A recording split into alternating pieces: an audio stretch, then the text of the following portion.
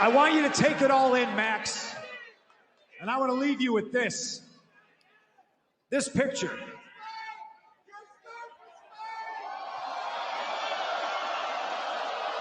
Wow. You see it, Max? I'm sure you remember it well. Possibly the greatest day of your life, and to me, it was Friday. Sunday, March 6th, Orlando, Florida, Revolution pay-per-view is going to be the worst day of your life, and to me, it's just going to be Sunday. The price you paid to see me on this day pales in comparison to the price you will pay on March 6th. The canvas I sit on's not going to be stained with your shitty spray tan. It's going to be stained with your blood.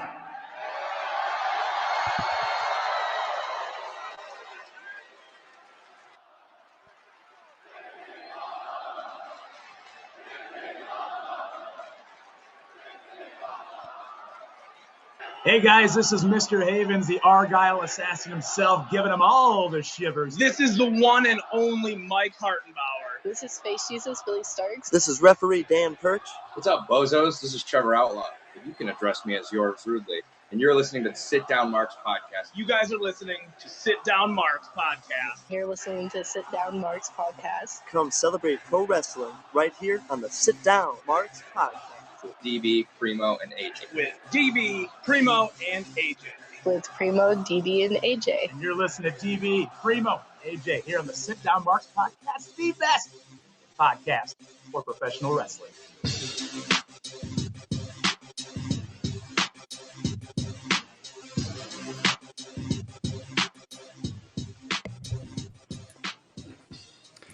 There it is, everybody. It is Wednesday, so it only means one thing. It must be the Sit Down Marks podcast. Welcome, everybody, to the show. I am your heel host, the Dirty Bird, helping you spread the good word of wrestling as usual. This is episode number 52. What's going on, boys? How's everybody feeling on this fine podcast day? Fidgety. Which Michael brought up a good point. These are not knuckle dusters, like for anyone watching. They're fidget things. They're magnetic, and I'm fidgety. I need to lay off the meth. He's got knucks.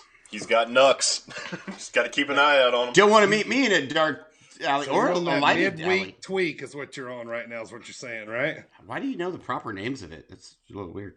Because I'm from the mean streets of Greenwich, man. I used to hang out with the posse, dog. Joey Abs and what have you. Every day somebody's got to pay. Yeah. It was Joey Abs, Rodney, Dirty Bird, and some other guy. I don't even know who it was. I believe his name is Steve. Steve Bug. Yeah. All right, let me introduce these fools to you here. As I said, I am your heel host, the Dirty Bird, but that guy who's dropping that brand new fire intro right there, the co-host from the land of the rattlesnake, Mr. Team Extreme himself, editor and producer of the show, two-time Sit Down Marks champion himself. What's going on, my man, Primo? Well, I'd like to welcome everybody to this episode here on Sit Down Marks, the award winner of the third runner-up in the Bessie McDougal bi-monthly knitting competition. We did it. Got him, boys. Good they job. only hold that competition twice a month, and we won the knitting competition. I believe we got third runner-up in it. Third runner-up. Wait, is that fourth place if you're the third runner-up? Bessie McDougal has high standards. She does, but God bless her, because welcome. That's our second award in 2 weeks. Yeah. I mean, last week, you could have only won the KFC Honey Barbecue Chicken Award on February 16th between 5:30 and 7:30 Central Time last week during that time slot. So we took that by landslide. But anyway, I'd like to welcome all the Marks. Thanks for coming aboard for this 3-hour spectacular we got for you.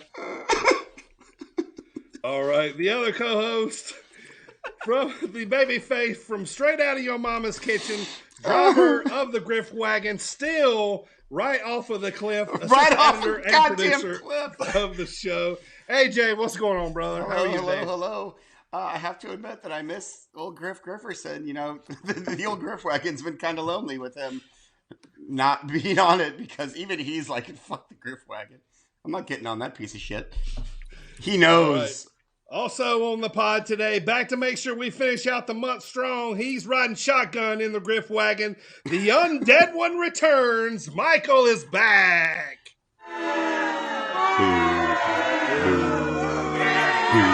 As only we can.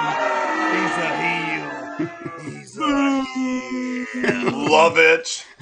Screw you, Marks. You don't know what's good for you. Only I know what's good for you.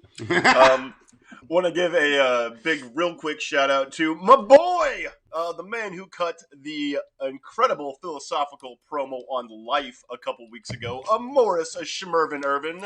So good to see you watching there, buddy. That turd?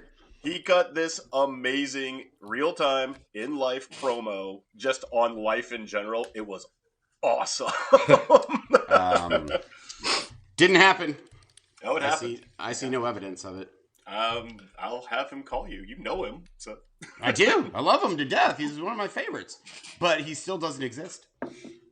I want to thank our sponsors here, coastlandapparel.com. Go to coastlandapparel.com. Use promo code BIRDTV for 15% off your order. That's right, BIRDTV for 15% off your order. And also Jet Designs on Facebook, JET Jet Designs. If you need a custom diecast car, he is your man for your fantasy league or whatever it is you need, maybe even for your own collection.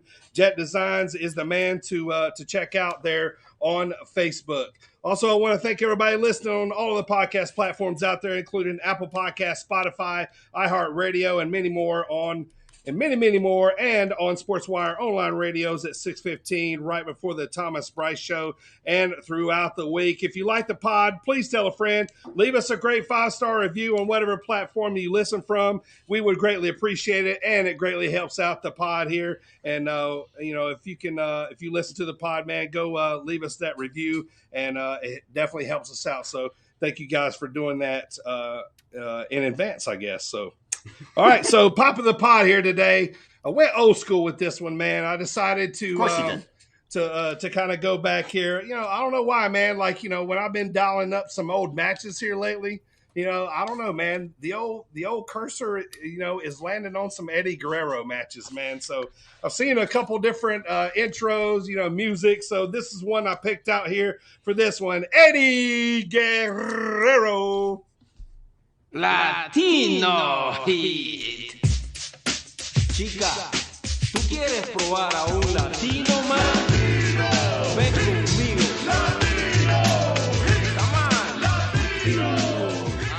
Latino Heat, man. That's all you gotta say right there, man. Latino Heat, baby. I bet the first time you heard that, it was played on a piano, like in a saloon with doors. Latino Heat. Probably. Maybe. Just saying you're big old. Big fan of Eddie Guerrero. I want to say, too, you said how he's coming up a bunch in your searches. He's coming up a bunch everywhere, yeah. Yeah, maybe I see it. It's algorithm how, here? when you notice something, it just keeps, it happens more often. I've noticed him a lot lately. Clearly, it's because Dominic's been putting him over. So. Yeah. Well, it's Dominic's trying to get his haircut. Yes. Oh, well, yeah, there you go. He's actually in my This Day in Wrestling History as well. It's fucking weird. Nice. Let's get rolling here, AJ. Rip it up here. Rip it. Brother. Put over this your JYD shirt, by the way, too. Put over your Junkyard Dog shirt. You're not watching right now on YouTube. Go search the Sit Down Marks on YouTube. We're live every Wednesday at 6:30 Eastern, 5:30 Central. AJ's wearing a very, very fire JYD Junkyard Dog shirt. Right now, you get to see all our merch and memorabilia that we wear each and every week because, the JYD, man, he is basically on every podcast. He's like the patron. He's the patron saint of the Sit Down Marks podcast. I must say, he's we take great inspiration from Mr. YD. Mr. Yard Dog is what that was short for. Only the junkyard version. So this day in wrestling history and birthdays, today is February 23rd for all you beautiful people out there. So we're going to start with birthdays because today there are none.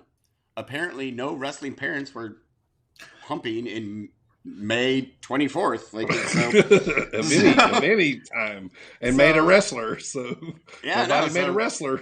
There were no no wrestling birthdays today. However, tomorrow, my boy, my favorite, love of my life, Shinsuke Nakamura, born this day or tomorrow day in 1980. Nakamura. And then we also have Corey Graves tomorrow, born in 1984. And then Maria Kanellis on the 25th, 1982. Nice. I don't her issue. What? Who else is What? on that? Who else is on the 25th? Playboy collection again. What? What? Hey, got hey, it, Primo. You like exactly, Playboy. Michael. We get Well, they it, don't dude. even make them anymore, do they? I don't know. I haven't bought one since I was like 19. You bought one? I stole them from my grandfather. I have Which a whole is- story about that, but it's whatever. It's not for this pod. You talking That's about for Playboy magazines? When's he not talking about Playboy? I mean, we get it. They're in, go to all the antique stores around. That's about to say they don't even sell them anymore. Around, or as Dirty calls them, wherever- stores. Got him. Oh, y'all can fuck right off. We can start. Here we go. That was great, though. That was going.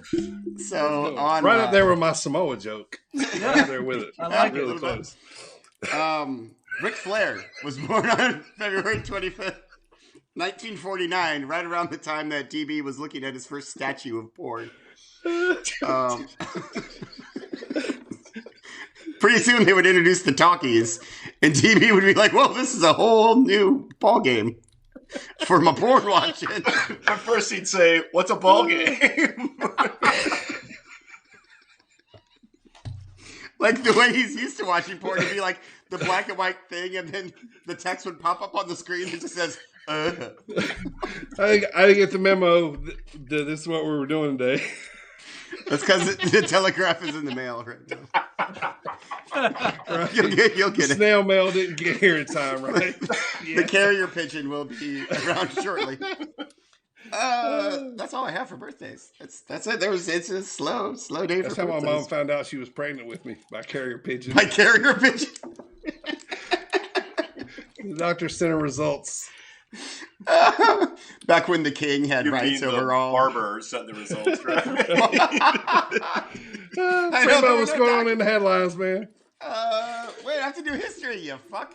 Oh, I did. Oh, my bad. So you got me all thrown off here. I'm thinking. So, on this day, back in 1954, back when DB was taking his best gal to the top, Mad Comrade Khrushchevinov defeated Tin Can Pete on the first ever hobo elimination match. What year was that? I'm trying to figure out who my best gal was around. 1954. 1954. Peggy Lou Donovan. I don't know. Old timey names. Bessie McDougal. Peggy That's how Lou you guys Carpenter. won. Oh, that's how we got into old Bessie McDougal. That third runner-up spot. Looked good in her pencil skirt. It's all politics in that knitting contest. So, Tin Can Pete, he was actually. You got to know somebody. And we do. Well, thanks to Dirty, we do. Although they had a falling out when he wouldn't court her properly, didn't offer her dad a proper dowry for her hand in marriage. It was a big thing. They don't like to talk about it. He had no fatted goats to You're just get. uncovering my whole closet here, aren't you? Get more fatted goats, dude. You rat.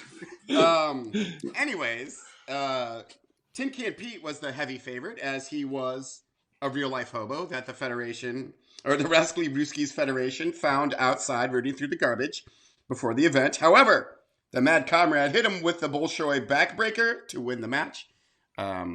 I made all that up. I don't know. There was nothing fucking fun happening. That was old. What do we have? So... As if we didn't know you were working us here. What, you don't believe that there's Tin Can Pete? Tin Can Pete would be great. No, I like that name, though. I love his name. Haystacks Calhoun. They should bring some of these names back. I know. Like, those are gimmicks. You imagine Roman Reigns just like, you listen here, Tin Can Pete. We're just like, we have to take it serious. I heard a wrestler the other day. I'm calling out Stink Bug. Stink Bug. Acknowledge me, Stink Bug. Anyways, off the rails. We haven't been off the rails in a while. In 1990, on this day, in a live edition of the main event, Hulk Hogan faced Macho Man Randy Savage for the WWF Championship in a rematch from WrestleMania 5. Oh, yeah. It was supposed to be refed by Mike Tyson. However, Mike Tyson got absolutely destroyed by Buster Douglas. So they brought in Buster Douglas instead to ref instead of Mike Tyson. Hogan retained because Hogan retains. That's what he does. This is the cool one. In 2002, what happened in 2002, guys? In Murphy Recreation Center. Won the title. At the Murphy Recreation Center? Yeah, in Philadelphia, Pennsylvania. This is the birth of Ring of Honor. Today was their first ever live event, 2002. Main event was Low Key beat Christopher Daniels and Bryan Danielson in a triple threat match. Wait, first ever live event or first ever like televised event? First ever event, period. Oh, okay. Under the name. Yep. Nice. Because I know they did like the internet pay-per-views to start off everything with. Like you couldn't like see it on TV for a long time. So. No, it was their first event. Like well, this is I'll be dipped in shit. The inception of Ring of Honor. Also, if I could read my notes, Eddie Guerrero beat Super Crazy in. I can't remember. The fuck does that say? Anyways, to become like the first ever Latin champion, or I can't remember the God. Why do I not take more? Is this a Ring of Honor? Yeah, this is a Ring of Honor thing.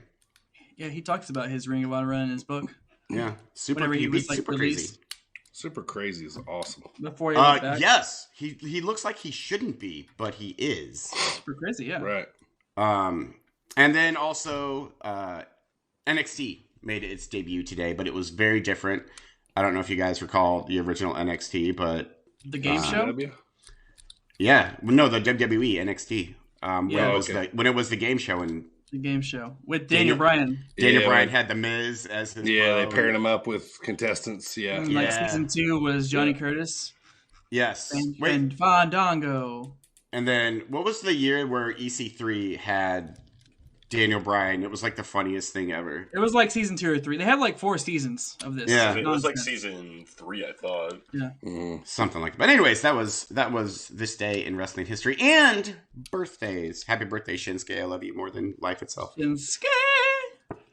Nakamura. I can't do it. You lost. See, it just go like the opposite direction. They broke up. They broke up, didn't they? Him and Rick Boogs. I mean, one way or another. I mean, they didn't break up. They just kind of went their separate ways. We'll get to it later, but somebody's feeling a little lighter these days. Right. True. What you got in the headlines, Primo? I'll tell you what's in the headlines. You know, there's nothing like a good news giggle. That's right, I wetted myself. Nothing like a good news giggle. So, via PW Insider, former WWE talent Drake Maverick, formerly known as Rockstar Spud in TNA, is now working behind the scenes in WWE on the Raw creative team. So how about that? Cool. When did we see him last? Like the manager of Authors of Pain? Yeah, it was he was on TO5 Live for a little bit. Was he? He went through that little gimmick where he was in that tournament. He had to win. Oh yeah. Wasn't going to lose contract. Well, that was but then he had that was post AOP. That was after AOP. And then he was teammates with that dude. Oh yeah, with the big hairy guy. Yeah, I can't remember his name. Forgive me, big hairy dude. Never forgiven. He was very serious, and Rockstar isn't, obviously. Yep. I like Drake Maverick. Anyway, moving on. Speaking of Ring of Honor, the latest inductee into the inaugural Ring of Honor Hall of Fame has been announced. If you recall, currently the inductees are Briscoe Brothers, Samoa Joe, and Bryan Danielson. Now, as of this week, they have added CM Punk. There it is. CM Punk. CM Punk. CM. You know, I mean, I figured him or Nigel McGuinness. Both. I can't believe Nigel McGuinness isn't. I mean, He's got to be next. So Ring of Honor's Hall of Fame is nowhere near compared to WWE's Hall of Fame with people like Coco Beware and Honky Tonk Man, Limp Biscuit. Like Ring of Honor is never going to have a Limp Biscuit. Billy Gunn. Shut your fucking mouth. They could have Limp Biscuit. Okay, Rock. Billy Gunn, especially. Donald Trump. Yeah. Terrible. Yeah. WWE Old man sucks. jokes. We're gonna have Billy Gunn talk today on the. You know what? Fine. I'm okay with it. I knew it. I'm just glad his stupid crotch isn't next to my face on the stupid screen right now. Thank you for that, by the way. 15 minutes. That can change. So, PW Insider has reported that Madcap Moss is doing just fine after that nasty drop he took at Elimination Chamber. For those of you that watched, for those of you that didn't, you may have heard or saw that he took that drop from Drew McIntyre and basically landed right on his head. The old Alabama slam. He did the old turtle, like his head went into his shoulders. Yeah. Well, it looked like he was trying to do a turn. A roll through, like a roll through. Yeah. But he spiked himself. He spiked himself.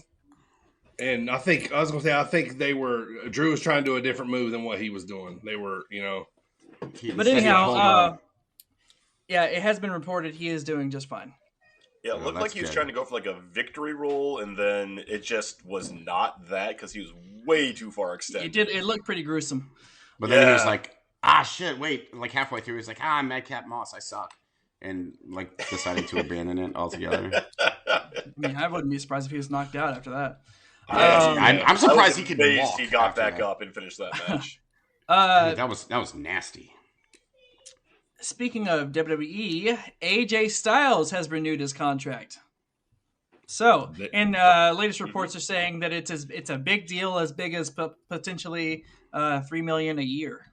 Good. Oh yeah. Nice. Yep. Get paid, AJ. I seen they were fighting two things with him. He was talking about retirement, and then they didn't want him to go to AEW either. So. Well, hasn't Styles gone on record in saying that he wants to finish his career at WWE? Yes, he has. Yeah. Like, he wants to go behind the scenes when he's done in the ring, right? Right. Sure. He says where he belongs, where he always belonged, and basically, as what everybody else says, it's the end all. Yeah, a lot of these guys get, towards the end of the career, they're like, all right, who I want to wrestle to finish out? And maybe some of those guys might have been on an AEW roster, so at least... Well, all of his homies are over there. Yep. Yes, they are. All of them, except Speaking of Finn Balor. Too sweet. AEW, Fightful Select reported today, actually, that AEW has signed Shane Swerve Strickland. You guys may remember him from NXT as Isaiah Swerve Scott or Lucha Underground as Killshot. Yep. You said Shane for a second. I almost lost my fucking mind. Shane Strickland. Shane Swerve Strickland. Also, his rap album, in case you wanted to know that too. Is due to drop on March 18th. How many cameos by Wyclef Jean are on his rap album? Unless it's 7, I'm not interested. I think it is 7. It has to be exactly 7? Can't be more or less? No, exactly. Exactly. Any less and you're still wanting more Wyclef, but any more and you're like, all right, calm it down, Wyclef. That's a fair assessment.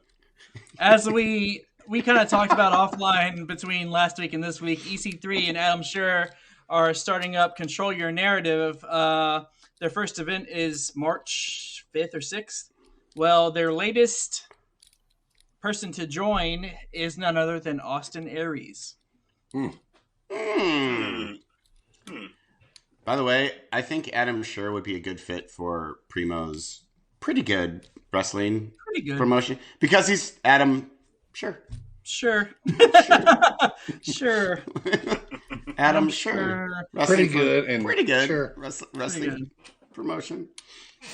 So, AA, the greatest men that ever lived, will be in Control Your Narrative now. And lastly, AEW's first pay-per-view extravaganza of 2022, Revolution, is coming to select theaters around the country on Sunday, March 6th, which, if you didn't hear at the beginning of the pod, that's just another Sunday for CM Punk. Yes, it is. I saw that news and I was really excited. I know, we probably won't get it in any theaters around here, but there's got to be someone within like a 50-mile radius, and I will drive to go watch that in theaters because I'm a fucking nerd. Fuck you. Right. And that is the headlines of today. All right. Good ones. Time to swing it over to AJ. Let's see how much time he wasted on a very bad movie this weekend. AJ's Movie of the Week. I was feeling in the Christmas spirit. I wasn't, but... So, I watched a little movie called Christmas Bounty, starring The Miz. First of all, this movie has nothing to goddamn do with Christmas. It just happens to take place at Christmas time. It could be like 4th of July Bounty or Arbor Day Bounty. It doesn't fucking matter. Secondly, I watched this bullshit at double speed because I couldn't find, I didn't want to pay for this nonsense. So I found a video on YouTube of the entire movie, but it was at double speed so they could avoid copyright infringement. Who would call copyright infringement on that fucking shit? Anyways, I watched it on double speed and it was still too long. Premise of the film, we'll call it that because it's arty. A former bounty hunter from a family of them retires because, I don't know, she's smoking hot. First of all, she's like 22 years old. She becomes a teacher. I hate it so much. The Miz plays a bounty hunter, no joke, called Mikey Muscles, who is the main character's former bounty hunting partner and ex-boyfriend. The Miz uses a New Jersey accent throughout the entire... It is atrocious. However, so he sounds like an old-timey criminal. Like, that's how bad he is. He's like, "Rawr, let's go hunt some bounties, eh?" Like, that's his accent. However, he is far and away the best actor in this entire movie. It's so bad. Like, everyone else, like, the girl's parents are awful. She's awful. The Miz himself is awful, but The Miz has a certain charm about him, like, when he's not being annoying on Miz TV. You still lost couldn't... me at starring The Miz. Oh, my God. Like, it's still, like... So, even though I was watching this on double speed, and The Miz had a really entertaining, stupid accent, I still was so bored that I made up my own movie in my head, whereas they're chasing an Italian guy to get a family spaghetti recipe, which made the movie a lot more entertaining. That sounds way more entertaining. Yes. I'd watch that movie. So there was one little tiny part where I giggled, and then I was like, "Oh fuck!" I just laughed at this movie. So the bounty hunter girl's boyfriend, they have this like thing on their phone where they can meet up, and it shows its location. They LoJacked each other basically, and she's on like a bounty hunting mission.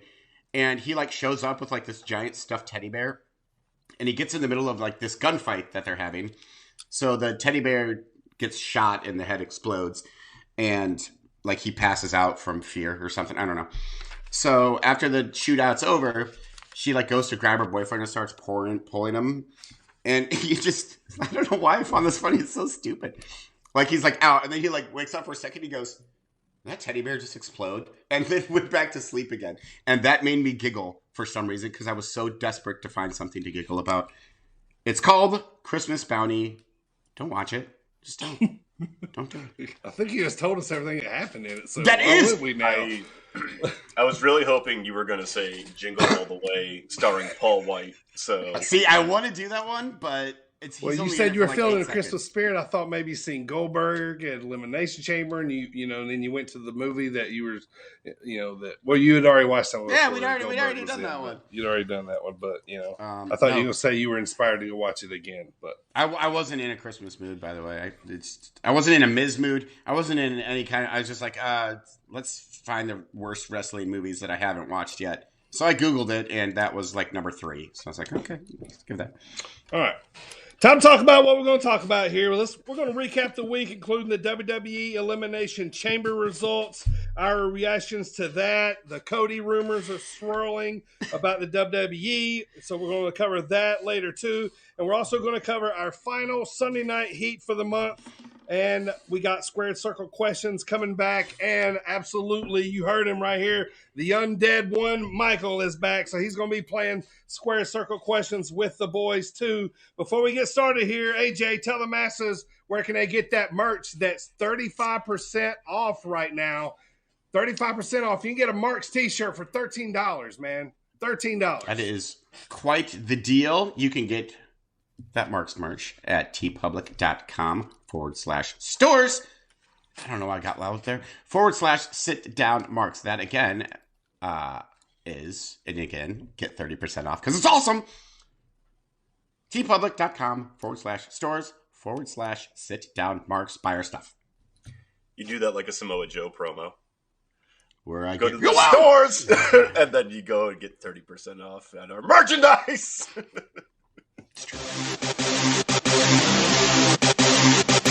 This is Levi Cooper. Hey, this is Buck Nasty, Bucky Collins. This is Big B. What's up, bozos? This is Trevor Outlaw, and you're listening. And you're listening to the Sit Down Marks. Sit Down Marks. Sit Down Marks. And you're listening to the Sit Down Marks podcast with DB, Primo, and AJ.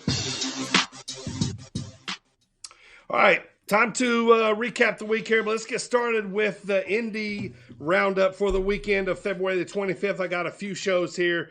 The main one, man, if I was living at home right now, I'd be sitting front row at this show. This Saturday night, MLW is in my hometown where I grew up in Charlotte, North Carolina.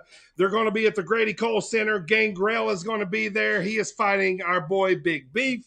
On this card, we got Killer Cross scheduled to appear. It's going to be a big card out there. So I've watched a lot of wrestling at Grady Cole Center. The Four Horsemen, were over in this joint, down there. They've tried to tear it down a couple times, but the city stepped in, and but it's a really cool place to go watch wrestling, man. It's kind of one of those old school style auditoriums. They put the ring in the middle and it covers it, like all the way around. So kind of Hammerstein ballroom-ish, kind of, you know what I mean? Like with the big balconies and stuff. So cool place to go watch wrestling there. So, and then also this Saturday night, February 26th in AJ's favorite wrestling town, which is Yarmouth. In the great state of Maine, Limitless Wrestling presents Too Hot to Handle. Why they call it Too Hot to Handle? Because Scotty Too Hottie is on the card, and Scotty Too Hottie is in Yarmouth, Maine this weekend. Goddamn right he's in Yarmouth. I love it. And they have announced that this show is officially sold out. So there's a lot of people that want to see the Worm live and in prime time. So that'll be a fun show. Next up, the very same night, Saturday, February 26th, Defy presents 50 at the Washington Hall in Seattle. The Bollywood Boys are scheduled to appear there. And then Saturday night, a little closer to home back here, Saturday, Freelance Underground presents Breaking the Chains at the Church Street Brewing Company in AJ. Tell me how to say this. Itasca, Florida, Itasca, Florida, Illinois. Ithaca. Istica. There you go. See, I always say that wrong. See, that's why a Southern boy can't say these names sometimes. So, but anyway, we got Storm Grayson and GPA on the card. Also, Sky Blue as well. And then also Zello Pro presents Level Up this Sunday in Milwaukee. 3:00 start time at the Turner Hall Ballroom there. Storm Grayson, Kylie Ray, and Rachel Ellering all on that card. And then the last one I got here for you in Mattoon, Illinois, 01 is running 2 shows in 2 days, February 26th and 27th, Saturday and Sunday at the Burgess Osborne Auditorium. Camaro Jackson and Jake Lander scheduled to appear. And then, we're going to talk about the Zawa show that I went to last Saturday. And then Zawa's got another show coming up next week. So that's it for the Indie Roundup here, Primo. All right. No. All right. on to WWE, WWE, as they say. First up, we got Mackety down, and nothing happened, I'll say that, except for because it was just the go home and everybody was traveling to Jeddah, Saudi Arabia for the Elimination Chamber. The only thing that really happened was they had a contract signing that was just a contract signing, and then Sami Zayn has, even though they said he did it like a week ago at a house show, but I guess they wanted to officially do it on TV. Sami Zayn officially defeated Shinsuke Nakamura for the Intercontinental Championship. Fine, whatever. It's about time that he got it back. It's about time it got defended. I was just gonna say that. I mean, that too. That too. Jesus Christ. Yes. Does this mean Johnny Knoxville is going to be the Intercontinental Champion? Yes. You're goddamn right. That's what exactly. Oh no. Oh Yep. no. That's what I'm thinking. It'll have the same title defenses as Shinsuke did. And that's SmackDown. So yeah, there wasn't much to it. You're not It was a going to weak talk episode. about the interesting Rousey Flair contract signing? You're not going to go over that? That was like impressive because they just did a contract signing on Raw. A couple days before that. It was real exciting stuff. I don't know what's been going on in WWE, but they have not been attacking each other with these contract signings, and it's annoying. No, like they're just like, all right, we'll sign, you sign. They might flip the table or something. Ronda did something to Sonya, didn't she? Tried to bonk Charlotte's head off the desk when she realized that she'd have to wrestle in her gym jams. Yeah. The old gym jam. It all came off cheesy though because Ronda just can't facial sell. No, she's bad. And she actually tried to slam Charlotte's head into the desk instead of letting Charlotte do it. No, she's like, fuck you, Charlotte. So, terrible. On to what happened Saturday at noon o'clock my time. The Primo, are you the only one that watched it live? Anybody I watched it live. I didn't watch it live. I watched it later. AJ watched it later. Okay. So, So myself and Michael witnessed this atrocity that was the Elimination Chamber. The best thing that happened. We'll get to that. Anyway, so on the pre-show, was it on the pre-show? Or did Rey Mysterio and The Miz got relegated to the pre-show? That was pre-show. Yeah, pre-show. And Rey Mysterio won. So they opened the show. So this is the second pay-per-view in a row that Roman Reigns opened the show. Yes. Because he opened. We were there. Yeah, Royal Rumble with Seth. Yeah, and that was dope. Yeah, that was awesome. Yeah, I thought about going back and watching that. Yeah, when you got two champions or a huge match, you know what I mean? I kind of like that because it's like a reverse main event. You get to see the man rock. It was this match was, I was curious to see what they did with it, and I'm glad they did what they did. Roman Reigns versus Goldberg for the Universal Championship match. Thankfully, Roman choked his old ass out. Yeah, I wanted that ending. I wanted him to tap. I didn't like that he just passed I out. did want him to tap, and I will say they almost got me. I was like, I swear to God, if you hit that jackhammer, because I wanted Roman to squash him, honestly. Yeah, me too. I want it to be quicker. If you go to Goldberg, it needs to be like 2 minutes and 15 seconds. Yeah. Yes. I thought he'd fight him off for a second. Like he would duck him, hit the ropes, hit the spear. You know what I mean? And remember remember the first time Goldberg beat Brock Lesnar for the championship? It was like right out the gate, spear, another spear, jackhammer, Goldberg's champion. Yeah. He should have did that to him. Yes, he should have. He should have Goldberg him. That's what he was talking about. I mean, I don't think this match made Roman look any better or worse. It was a complete waste of time. Unless you're old Billy, Saudi who got show. a multi-million-dollar paycheck to do that 3-minute debacle. It was a money match. That's all. Yeah, it was. and I get it. And don't get me wrong. If I was in Goldberg's position, I would do the same thing. Who doesn't like money? Who doesn't like money? But a couple notes on that one. Ref didn't call for a rope break when Goldberg had the ropes twice. Yeah, that was a botch, wasn't it? What the hell? I blame Goldberg for that. If he would have kept Reigns wrapped, had him scooped and not actually grabbed the ropes, okay. But nope, he had his hand on the ropes. But anyway, the second note I have is Goldberg's head bleeds more than my dad's does. Yeah, which is saying a lot. Our dad's always just right here, just. He has the thinnest skin up there, man. Yeah. What did he even hit the top of his head on that time? When you get old, your skin just starts to rip. Dirty, is that true? Not yet. Not yet.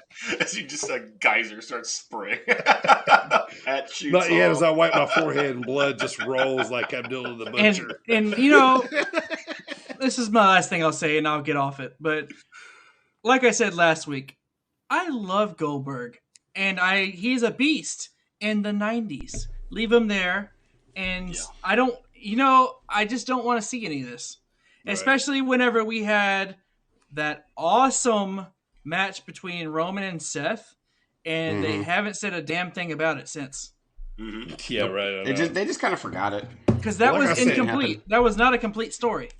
No, I also love how Goldberg can just come in and say, "Give me a title shot," and that's another thing. That's a whole other thing. Like, he came in and told the tribal chief, who now, by the way, has I don't even know, in the double digits of title defenses, and he told him, "You're my next victim." How are you going to tell this dude that? I know you're Goldberg, but get off it. Well, isn't there a line of people that excuse me?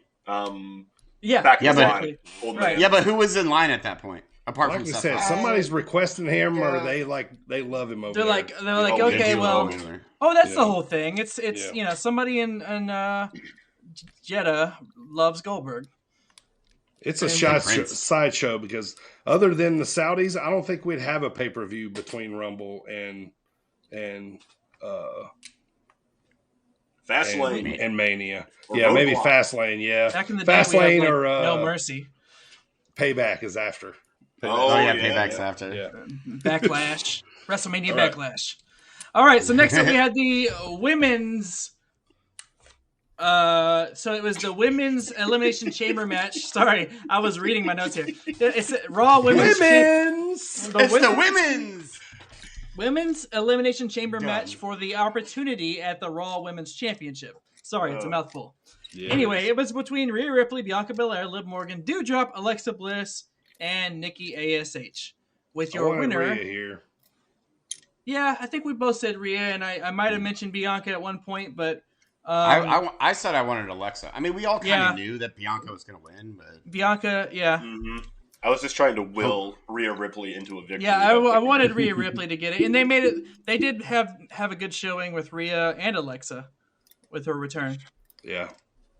Did you guys like how difficult of a time they had moving in their full body pleather suits? Yeah, it looked very constricting. Like it's like they were wrestling in claustrophobia. That's what they were wrestling in. Yeah, I could mainly tell in when they did kicks. Yes, like kicks because it like hindered their like upwardness or you know what I mean, like the way they had to throw them. Like I could tell, or they were scared to rip the outfit or something. I don't know, but yeah, it was. But Rhea's was the one that looked the most appropriate, I think, compared to her gimmick. You know what I'm saying? Yeah. Like I thought it looked like she could wear that on Monday Night Raw, and I'd be like, yeah, that makes sense, right? You know what I mean? Like, yeah. Liv Morgan did a big Britney Spears. A Britney Spears thing. Alexa Bliss did Alexa Bliss with pants on. Yeah, exactly. I'm dressed like a 6-year-old again. We're still doing this. Why are we still doing this? Jesus Christ! It was so yeah. She was dressed like that, but we did see glimpses of the old Alexa Bliss. She was on a swing in her pod. That part was weird. That was. And I also thought it was weird that they did this in both Elimination Chamber matches. That they didn't have the last person to get in the pod was not like the two people. Usually the last two people to come out are the two participants in the ring. And this time they staggered it. Like, you know what I mean? It was weird. It was weird. No, right off the bat. On Raw, they had that gauntlet match to see who would be the last person to enter the chamber, and Bianca Belair won that, correct? Right. So why in the hell, knowing this full public knowledge, when it's time to do like the random who's coming in next, why the hell is anyone looking at Bianca Belair's pod? I'm surprised Michael Cole wasn't like, could it be? Is it going to be? Could it be? Could it be? No, Michael, shut up. There was a point, I don't remember who was in the ring, but it was like it was like Alexa Bliss and Bianca Belair were both in their pods, and they're looking back and forth at both of them like, who's it gonna be? Right, and we know Bianca's last. Yeah. So next up we had the tag team match between Ronda Rousey and Naomi versus Charlotte and Sonya Deville, with the stipulation that Ronda Rousey had to have her arm tied behind her back, which I will say her arm was tied, but not always behind her back. Now, granted, she still threw Sonya around, but honestly, it's kind of dangerous to have your hand behind your back like that. Oh, yeah. Don't you need both arms to like bump properly? Right. Yeah. Well, see, like she lands wrong, her shoulder's getting dislocated. Like, right. Unless you're Orange Cassidy. Part of his gimmick. Fuck everything about Orange Cassidy. He needs 0 hands. So, as if we couldn't see it coming, Ronda and Naomi win. Sure. Next up, the Falls Count Anywhere match between Wait. Don't go like charging through this one. There's so much bullshit in this match. I want to go over this real fast. First of all, why are we not talking about Ronda Rousey and her gym jams? Why are we not talking about that? So I did think that was they kind of talked about it a little bit, like this is her gi that she wore at the Olympics, and I was like, okay. Still jammies though. Second question for you, Primo. Sonya Deville is MMA background. I believe she has a 2-1 record. Is that I talked about this last week. Yeah. Charlotte Flair is a 50-time champion. Yep, WWE? at least 50-time. Yeah. You're telling me Maybe these two 52. together could not batter a one-armed woman? A one-armed woman. Just batter her. I don't care if it is Ronda. I don't care if it's Mike Tyson with one arm behind his back. You have half your offense. Yeah. I feel like anybody with one arm is at a huge disadvantage. Yeah, you would think so. Yeah. When you have one of the greatest women of all time ever going against you, and then someone with a legit MMA background, and but I mean, granted, also we can't forget Naomi is one of the most athletic female superstars that WWE has as well, but they won, so I don't know. And like the thing I really had a problem with in this one was Ronda Rousey with one arm punked out Charlotte Flair to get the tap out victory on Sonya Deville. Oh yeah, she looked at her and Charlotte's like, okay, I'm going back on the other side. Whoa. Yeah. Wait, you're on the ground and Right. I just have to run in and boot you in the face? Yeah, I've been doing the entire match. And she did the one arm bar. Yeah. I could understand if Charlotte had already burned her tag at that point. That would have made kayfabe sense. But there's no reason for it. Right. So, fucking bullshit match. Whatever. So, next up we had the Falls Count Anywhere, Drew McIntyre versus Madcap Moss, which we talked about earlier. Drew McIntyre won, but during the match, Madcap took that gruesome fall where he had his head shoved into his body. Like a turtle. That was a good. Yeah. But he is fine. And, I mean, he had a decent showing against Drew, though. Even though it's the same old shit at this point. But Happy Corbin, I have an incredibly inappropriate joke about this match that I told AJ, but I'm not going to say it on air because I don't know. I don't want to get into it about why it's funny and I'm hilarious. So I'm just going to pass on that joke. All right. So next up, talk about inappropriate and hilarious. We had the Viking Raiders. Oh my God. Challenging. Well, they were supposed to challenge once again for the SmackDown Tag Team Champions. But thank you, Usos, for jumping them before they even got in the ring. The match never took place. Yes. How come all hero champions don't just do that? Every time. Right. So did they just run out of time on the show? What happened? I think that the Becky Lynch and Lita match may have went too long. Okay. I think that 5 match, minutes was too long in the Becky Lita match, to be honest. Yeah, but. So that match actually went on before this one. Becky Lynch defended her championship against Lita. Lita had a decent showing, I guess. Oh, dude, come on. Dude, she hasn't wrestled in so long. And I like how this is something that did annoy me. Was they kept saying this is Lita's first, what do they call it, significant showing, or significant bout or something because like that. she did fight Heath Slater a while back when he was fighting legends. Yeah, she did. She looked bad, guys. She looked slow. Bad. I mean, I would look bad. I mean, so Lita's what, mid-40s, something like that? Something like that, yeah. She could not do her thong gimmick because of Saudi Arabia, so already half the crowd didn't care.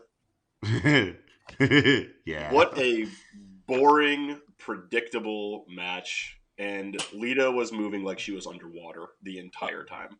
I couldn't agree more. Yeah, like I was just about to say, like, I'm just hoping it's a bad match, but man, it was like she couldn't just get going, and it was kind of hard to watch there for a little while, but yeah. Were you guys like me, where you're just like, just please don't get hurt. Just please don't get hurt. Right, yeah. Basically. Yeah. So, speaking of getting hurt, let's get to the men's WWE Championship Elimination Chamber match between Bobby Lashley, AJ Styles, Austin Theory, Matt Riddle, Seth Rollins, and the Beast Brock Lesnar. So, starting at the match, we had Austin Theory and Seth Rollins. Cool. Whatever. At one point, I don't remember who it was. Seth Rollins buckle bombed somebody into the... Theory. Yeah, okay, so he buckle bombs Austin Theory into Bobby Lashley's pod.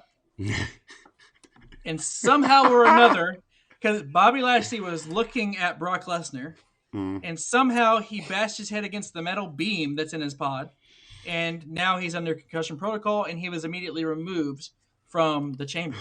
You think he was supposed to retain, and they made a call? I think don't they were know. title versus title the whole time. I want to say they were at least going to give him a good shine against, like the whole. I think everything was scrapped from there on. Because then, they get to where it's Matt Riddle, Rollins, AJ, and Theory in the ring. Lashley has officially been deemed unable to compete, and Brock Lesnar just straight up bashes. He knows he's the last one coming in, so he just bashes out of the pod, and then he goes and absolutely destroys everybody in a matter of less than 5 minutes. This is where Michael and I had a lot of discussion. So I think they obviously had to shift, and they just said basically, obviously Brock was going over the whole time, and they were like, well, let's just hurry this up. Brock, go close it out. So they buried their main roster. Yeah. They just fed them to Lesnar. Not only their main event guys, but their up and coming main eventers as well, just completely squashed. That hard on Vince has for Brock never goes away. No matter what, at the cost of everyone. And I like this current iteration of Brock. I do too. I like him a lot. Love it. But they fed the whole. Like you don't need the title. The whole main event in WWE got fed to Brock Lesnar, and the whole future. Well, some of the future main event got fed to Brock Lesnar. I didn't understand it one bit, and I got angry about it. The problem I have is, sorry, go ahead. No, go ahead. I was just going to say that Brock was going to the main event of WrestleMania no matter what. Yes, he was. Now we have one men's championship match, or one, main championship match. Mm-hmm. How do you build like a Rollins or a Styles or even a Riddle back up from this? Because he just made them look like fools. Just act like goldfish and forget it. I mean, that's accurate. Fair, but good. How much do you have to sacrifice for one main event? By the way, the third time you're doing this main event. Right. I'm going to go ahead and make a prediction right now about this Mania main event between Rollins and Lesnar. No one gives a shit. I guarantee no one's going to give a shit by the time it happens. I think that they'll give a shit more than they had the previous two. I mean, but how many times have Lesnar and Reigns wrestled and the fans just booed the crap out of them because it's boring? It is. It's a boring match. It's a clash of styles. Lesnar does his suplex thing. Reigns does his Superman punch to retaliate. It's a boring goddamn combination. No one cares. Yeah, and then Seth cashed in, and we're like, ah, yeah, save it, Seth. Exactly. But yeah, you know what I mean. So I mean, the beauty of wrestling. Yeah, my only argument is, okay, if we're going to unify this title, then I love it. Let make sense. Let's do it. Let's unify it. Let's get one belt. But if we're still keeping two belts, if Roman or Brock, is going to carry two belts after it, Roman 2 belts, Brocky 2 belts, whatever we're going to, do for a while, you know what I'm saying? But I like it only if it's unification. If not, then Brock didn't need the belts. No. If we're not unifying, then Brock don't need it. Yeah. Along with that, if Brock doesn't drop the title, like they have his title match coming up on March 5th or whatever,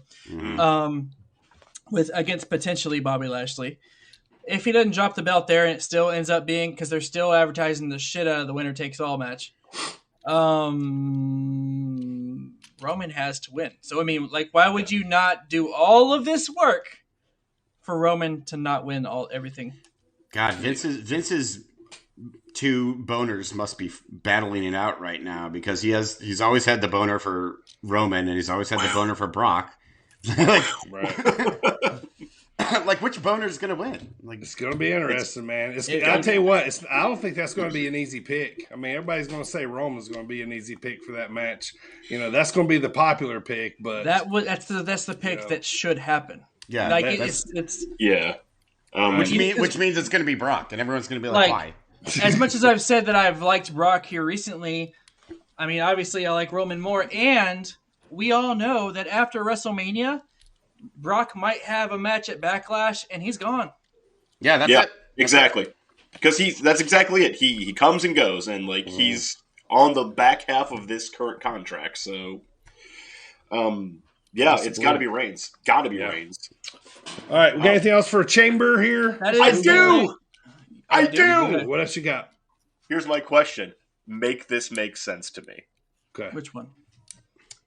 In Naomi and Ronda Rousey versus Sonya Deville and Charlotte Flair. At one point, Naomi hits a corkscrew crossbody from the ring to the outside. Here's my question. What makes a corkscrew crossbody hurt more than a crossbody? I had an answer for this. The momentum and velocity. That was mine. That is not how gravity works. It's not. It's not at all.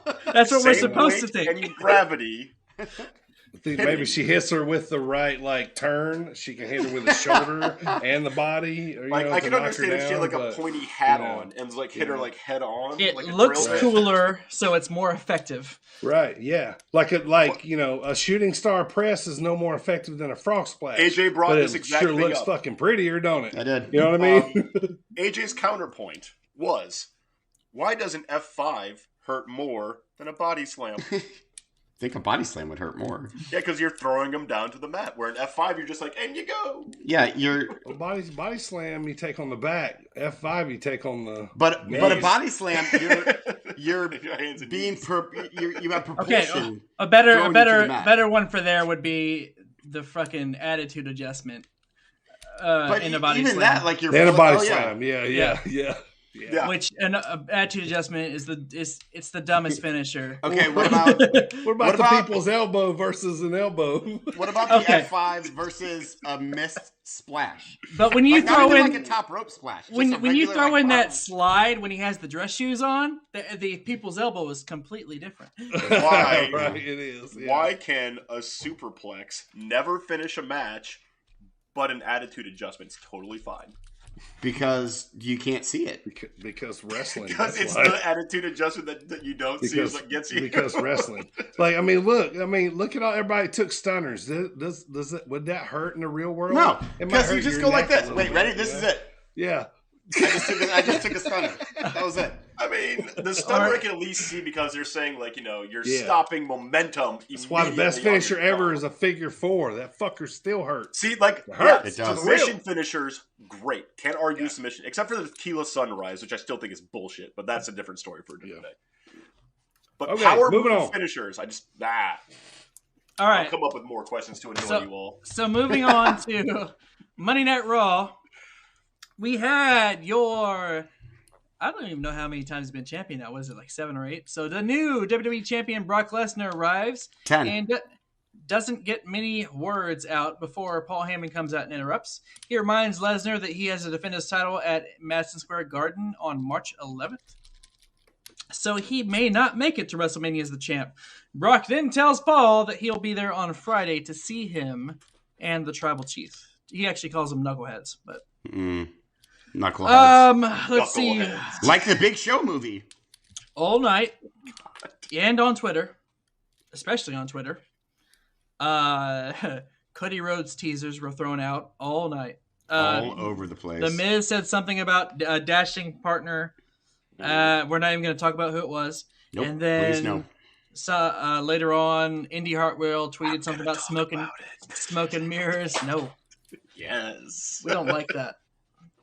I think we need to make a pact. I think we need to make a pact right now to never mention who the Miz's partner is. So, I vote yay. Well, they just gave me a pee and sandwich break during Mania, so I'm cool with that. Whatever. This is true.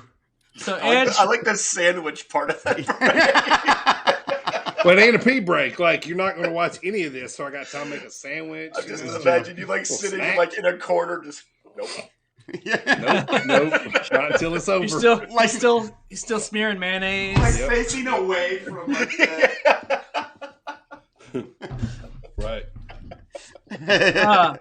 So Edge returned to Raw and went through his mini WrestleMania moments and said he still lives for WrestleMania, where he is absolutely phenomenal. Hint, hint. They're so subtle, aren't they? And he says, as much as Edge needs WrestleMania, WrestleMania needs Edge. Then he throws down the challenge gauntlet and tells someone to step up and be his WrestleMania opponent. I thought for sure AJ Styles music was going to hit, but I guess that's not going to be till next week. And finally, Seth Rollins, this is where they were relegated to. Seth Rollins and Kevin Owens have been relegated to the tag team division. Remember like a month ago when they hated each other? Yeah, they were like feuding and stuff. Yeah. So, anyway, if they beat RK Bro, they are able to join 2 weeks from now the tag team championship match.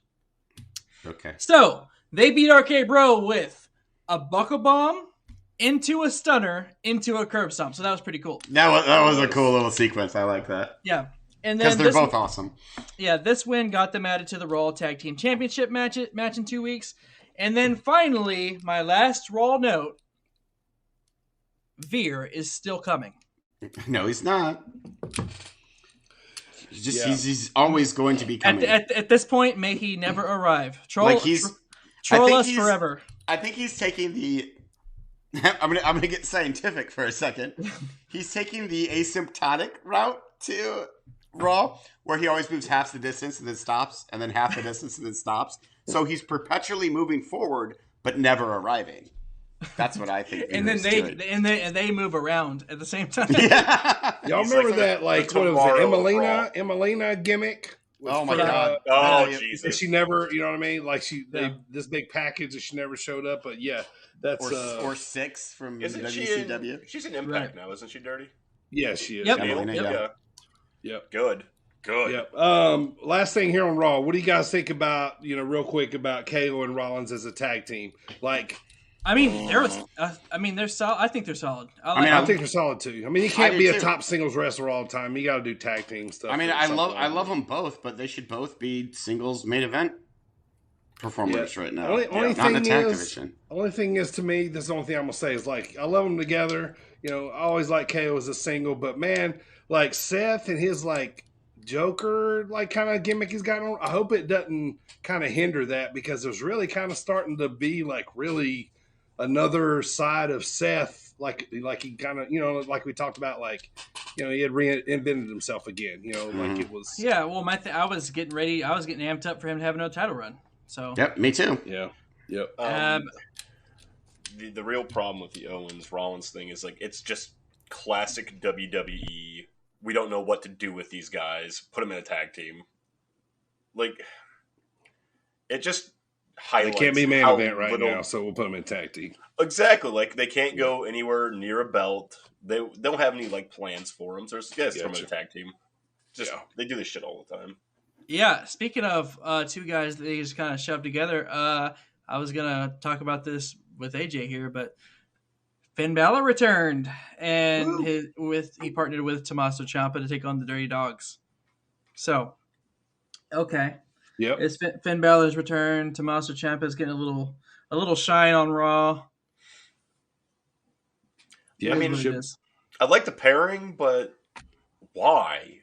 Like, is there any? They don't know what else to do. They don't know what else to do with them. Yeah, throw him a Ziggler. That's what you always do. Tommaso needed a partner, and they were like, "Who else has been in NXT?" Right. Finn Balor. Who else is a fan favorite that we're never gonna push? Right. So, speaking of NXT, let's get there. Braun Breaker opens up NXT by talking about needing an opponent for Stand Deliver in Dallas on WrestleMania weekend. That's pretty cool. By the way, a little subtle drop there that he said that NXT is traveling again. They'll be traveling to Dallas on WrestleMania weekend for Stand Deliver. Yep. Anyway, on that show, he's looking for an opponent, and then Dolph Ziggles himself interrupts. Ziggles says when he decides to have that title, it will be his. Which, okay, I believe him. I want to say I've always been a Dolph Ziggler fan, and I was mad for a while that they weren't giving him the pushes that I thought he deserved. But honestly, you just love the Spirit Squad so much. Yeah, I mean, honestly, the Spirit Squad. I thought Kenny was the best out of them. He had some freaking. He could jump. He had some height on that leg drop. So anyhow, LA Knight and Grayson Waller, dirty. Grayson Waller. They finally clash. After LA Knight, let me talk to you. He tore up that restraining order last week. They finally clashed this week. Unfortunately, though, Waller was able to pick up the victory with a distraction by his muscle. His name escaped me. Mikey Muscles? Yeah, Mikey Muscles. From the Christmas jingle or whatever it was called. Nailed it. Christmas spaghetti. But LA Knight left them both laying on the mat before he left. Carmelo Hayes has a new challenger for his North American Championship in the form of the Bruiserweight Pete Dunne.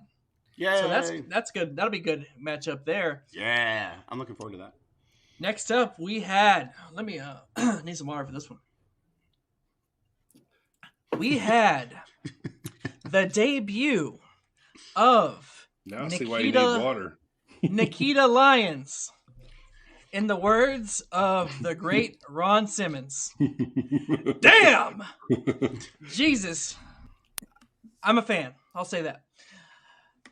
What's not to like? What's not to like? I agree.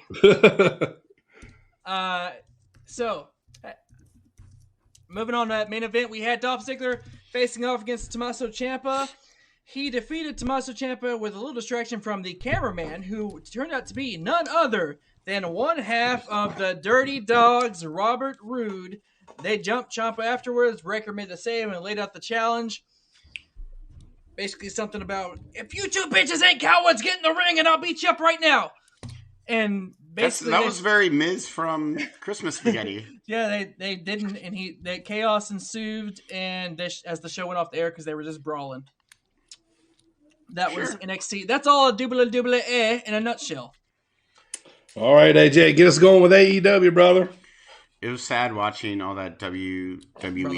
Brother. Dylan, brother. AEW Dynamite was one of the best episodes. I feel like I say this every week. But this time it actually might have been, because like we referenced it started with the CM Punk promo that you heard it at the top of the show. I did have that. I love the line, the price you paid to meet me that day will pale in comparison to the price you pay on March 6th. Thought that was awesome. I also liked that MJF didn't say anything. Also, it's going to be a dog collar match.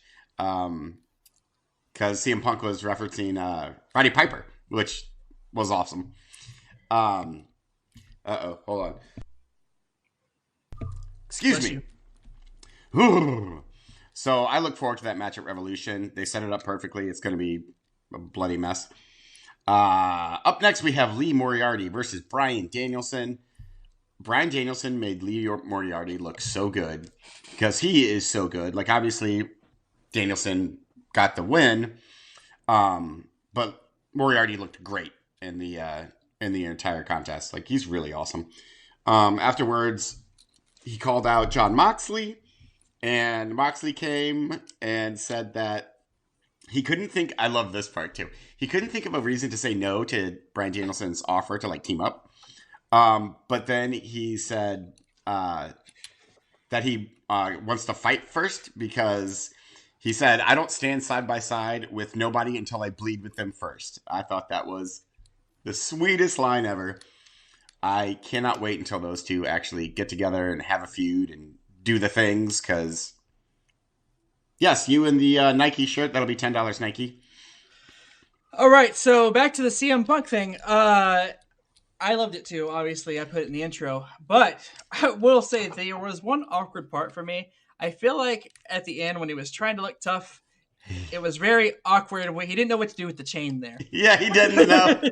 He was like, Put it in the mouth. Yeah, I don't know. Yeah. Let it hang there. It looks like he started to choke himself. He's like, that won't go well on TV. Like he starts swinging it around. I was just going to say, I want them to bring in Valentine to put over the match. Like, the type of match. Because wait, isn't he dead? Valentine? No, he's still alive. He should be dead. Oh, that's not nice. Well, I don't mean like I don't want him to be dead. That was Dirty's boyhood friend. They used to pick crab apples together. Did y'all see the guy in the crowd that had the Starman sign that said "A winner is you"? A winner is you. Yes. Yep. Yeah, he was a Oh yeah, look, dude. Michael's got it right there. That was great. That was great. See what's The winner is you. Yep. That is so fucking awesome. Yeah, that was going over on the Squared Circle forum. Our winner is you? Yeah, they were talking about it on there. Awesome. So, after that, I don't know what happened. Something? Just wrestling? So, oh yeah, the Jon Moxley, Bryan Danielson feud, which is just getting started. Up next, one of my favorite segments ever, because Wardlow squashes the shit out of Max Caster. I was so pleased. I love this segment. Listen. Like, he doesn't even sound realistic saying the word fucking listen. I need to get that soundbite. No, you do not need to. No. You know I've sent that to you before. What? Listen. I know you did. I just keep forgetting. Yes. I definitely don't hack your computer to delete it every time. Here's a nerd reference for you guys. He sounds like that fairy in Ocarina of Time that's constantly trying to get your attention. Navi? Yes. Navi, right? Yeah. Holy shit, he's Navi. Yep. He is. I'm going to call him Navi from now on, because that's... Max Navi. That is spot fucking on. Anyways... Wardlow squashes the shit out of him. It was the Face of Revolution ladder match qualifier. Hooray. So it kind of sets up a feud between Wardlow and Shawn Spears, who I think is going to be the first of, The first Wardlow victim? Yes. Of their silly little faction. The chairman? The chairman. What does he do? The chairman cometh. That's right. That's what he does. He cometh is? Yeah, he cometh is. He cometh is on all your faces, baby. Baby, if you will. Said to me in public, you can't cometh all over my face, baby. The second most recognizable athlete in all of the entire world. Cometh on your faces, baby. Each and every night, baby. The dream. Yeah, that I've been meaning to ask, Michael, is that a cat butt? What? Is that a cat mug you got there? You mean Colonel Roosevelt?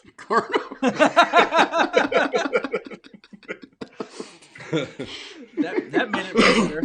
It looks like a cereal bowl, really, more than a coffee mug. I mean, you could probably eat cereal out of it. How big this one is. It's huge. No, that's a Jit Pie mug. I'm going to smash that mug. Also, I only recognize one chairman of wrestling, and his name's La Parka. La Parka. Exactly. Thank you. That chairman doesn't cometh? No. Especially not all over faces. He has a bodysuit on. Yeah, I know. He's going to make a mess in his own pants. Well, he pokes. Where are we? That's probably why he's wobbling his knees.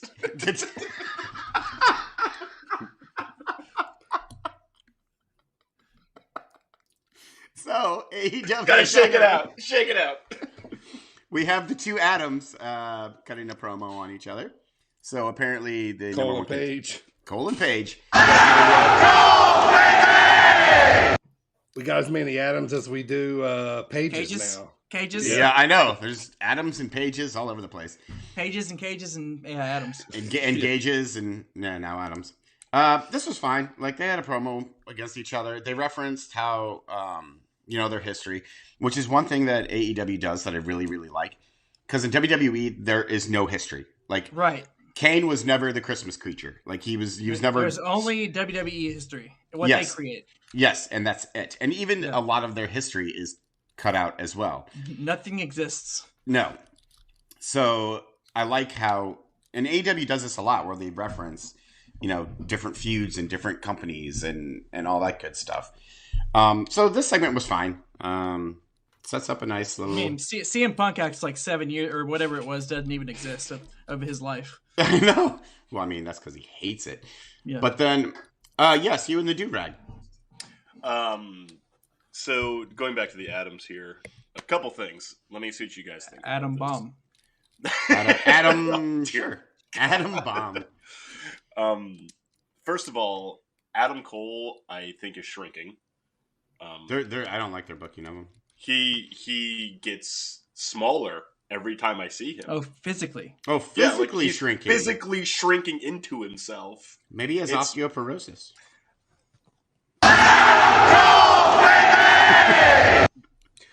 The other thing I wanted to ask you guys about, based on this promo, do you think Adam Page is even ready to be in the spot he's in? Yes, I do now. When he first won the belt, I didn't think so, but after the Bryan Danielson feud, I thought so. I'm not talking in ring, I'm talking total package. You've got to be able to cut a dynamite promo. And this one, to me, just like, you look nervous, you look scared. I'm not feeling the confidence. That's kind of his thing. I mean, I don't think he's the best at it, but, That's the problem, though, is like, your thing can't be, I'm unsure of myself and be the champion. Look at, like, Charlotte Flair, right? That's a champion. Look at Brock Lesnar. That's a champion. Look at Roman Reigns. Champion. Adam Page. Oh, well, gee, I guess I'm just happy to be here. Well, Get the fuck out of my face. Like, that's like 1, 2, 3 kid bullshit level promos. I'll do my best. Yeah. I'm going to give it my best shot. Yeah, I mean, I'll put that trophy away. But... Yes, you and the Nike shirt again, $10. Look at Primo, champion. No, I knew champion. I knew I should have called on you. Shouldn't have done it. No. Okay, so all I'm saying is that I like his in-ring work. I really do. And he's got potential. You can see it. It's just he's not there yet. Right. And so because of that, I would not have put that belt on him yet, knowing that his promos aren't like main event level yet. Moxley has it. Omega has it. Even Cody has it. It's just like, I think he's too premature to be in that spot so far. I think. Nope, can't come up with any funny jokes, so I'm just moving on. We're going to skip all the way to the main event, which is the TNT Championship match between Sammy Guevara, the Spanish God, and Darby Allin, two of the best baby faces, two of the young pillars, as it were, in the company, going head-to-head for the TNT title. And it was as good a match as you would expect these two to have. The Spanish fly that Sammy Guevara hit off the top rope was probably the prettiest one I've ever seen. But he hurt himself, and then it was a great match, back and forth, until Andrade El Idolo came in and hit Allen in the nuts with the rope. That sounded weird. But it caused Guevara to get the win, and I like that Andrade is now in some sort of title picture, especially considering I love the TNT title. Like, I love it being defended. I just think it's an awesome title. It's what the IC belt used to be and what should be, but is not anymore. So, Andrade El Idolo is going to be vying for the TNT title. Thank God he's doing something, and that is Dynamite. We're going to quickly go to Rampage, unless you guys have anything that you want to add. Spanish Fly was great. I'm done dumping on things that make no sense to me. For now, yeah. So Rampage was quick and easy, not a lot of storyline. Preston Vance versus Adam Cole, which, I mean, Michael, when you said that he was shrinking, I thought you meant like in the business because he lost to Orange Cassidy, which he shouldn't have done. I didn't understand it. Like both ways. Like his star has fallen big time. Then he had to cheat to get the win against Preston Vance. And don't get me wrong, I like Preston Vance. I think he's awesome.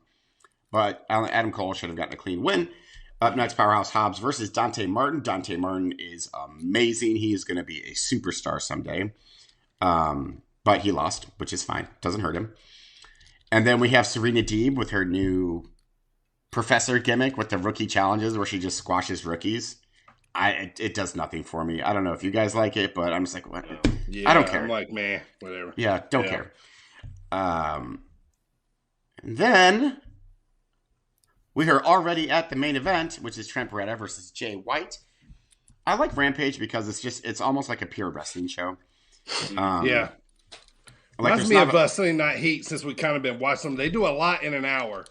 Yeah, they do. They do a lot. There's not a lot of filler. Yeah, White and Trent was an awesome main event. It was amazing. It was a fantastic they worked match. each other a ton in Japan, so I knew it was going to be good. Yes, they really have a lot of chemistry in the ring, and it really showed.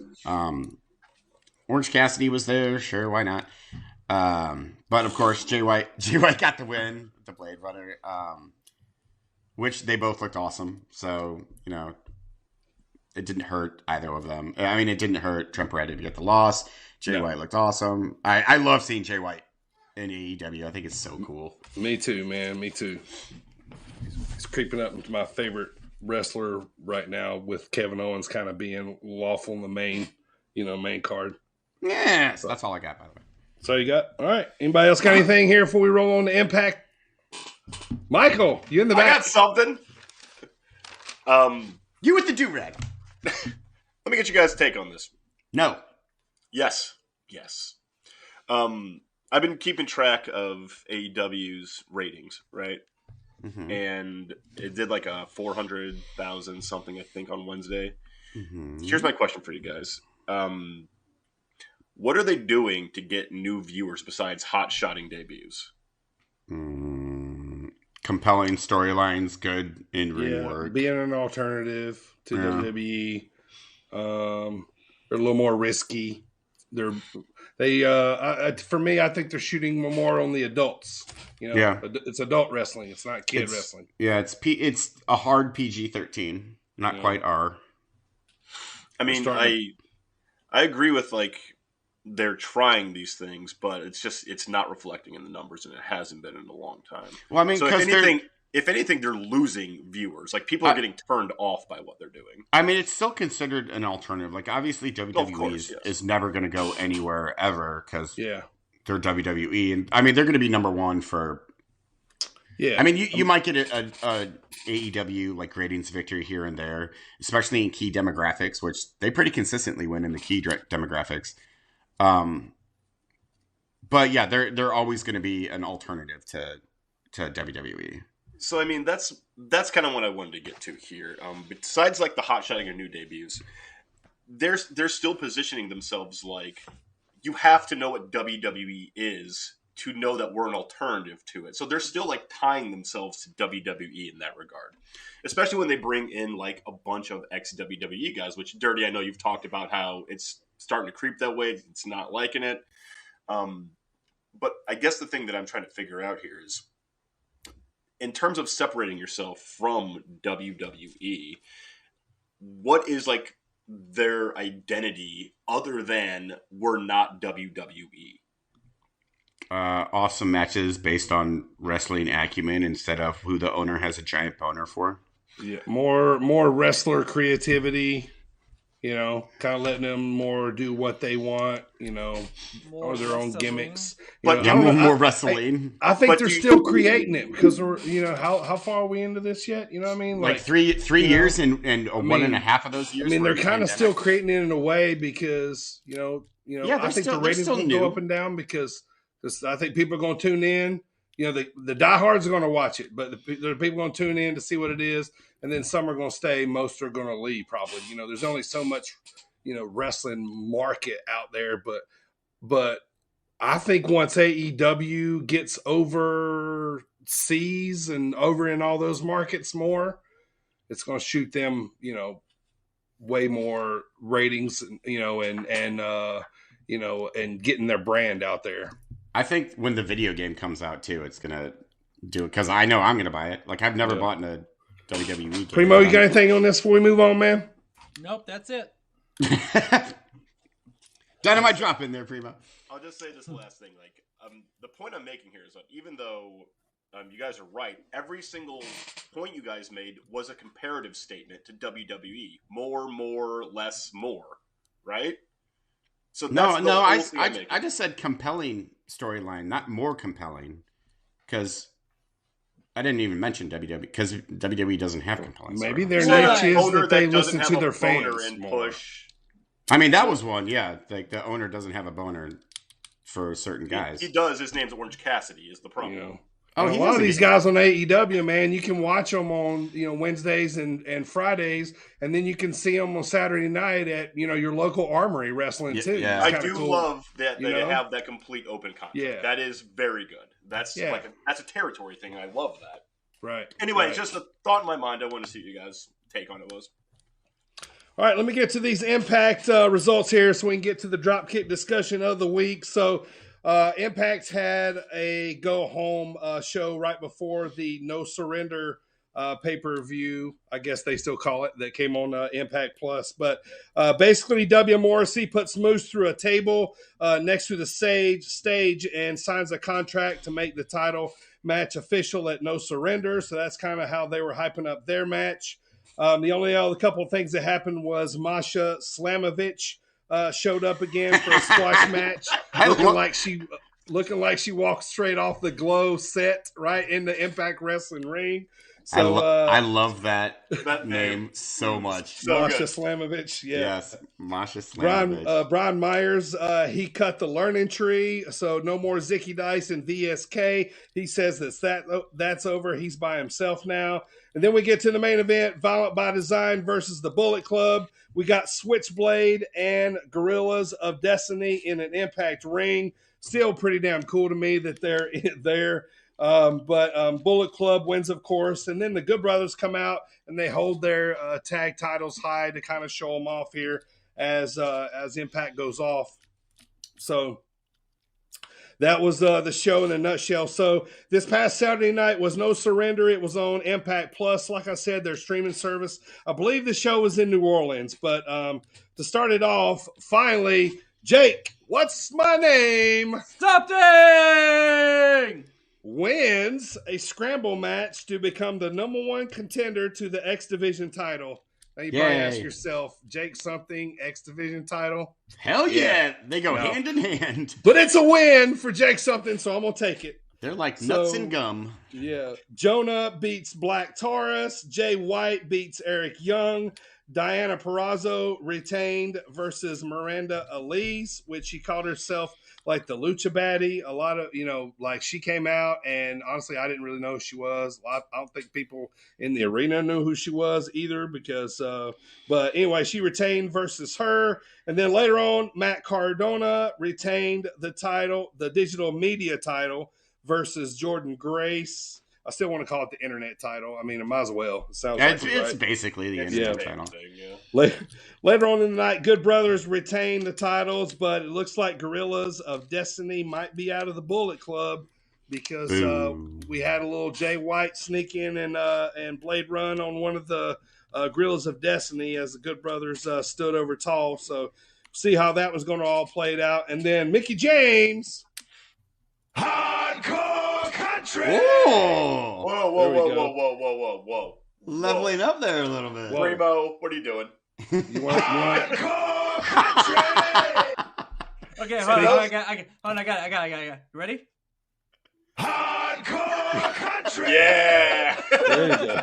I was hoping you were going to sample yourself doing it and then just play it. All right, so I thought she was going to lose the belt, but she retained the title versus Tasha Steelz. And then in the main event, Moose retained the title against Morrissey. So that's how that all went down for the weekend. So I thought, Mickey might lose the title there, but she ended up hanging on to it. So nice swerve there, Primo. Good job there. All right. That's going to do it for the recap. Let's get to the Dropkick discussion of the week.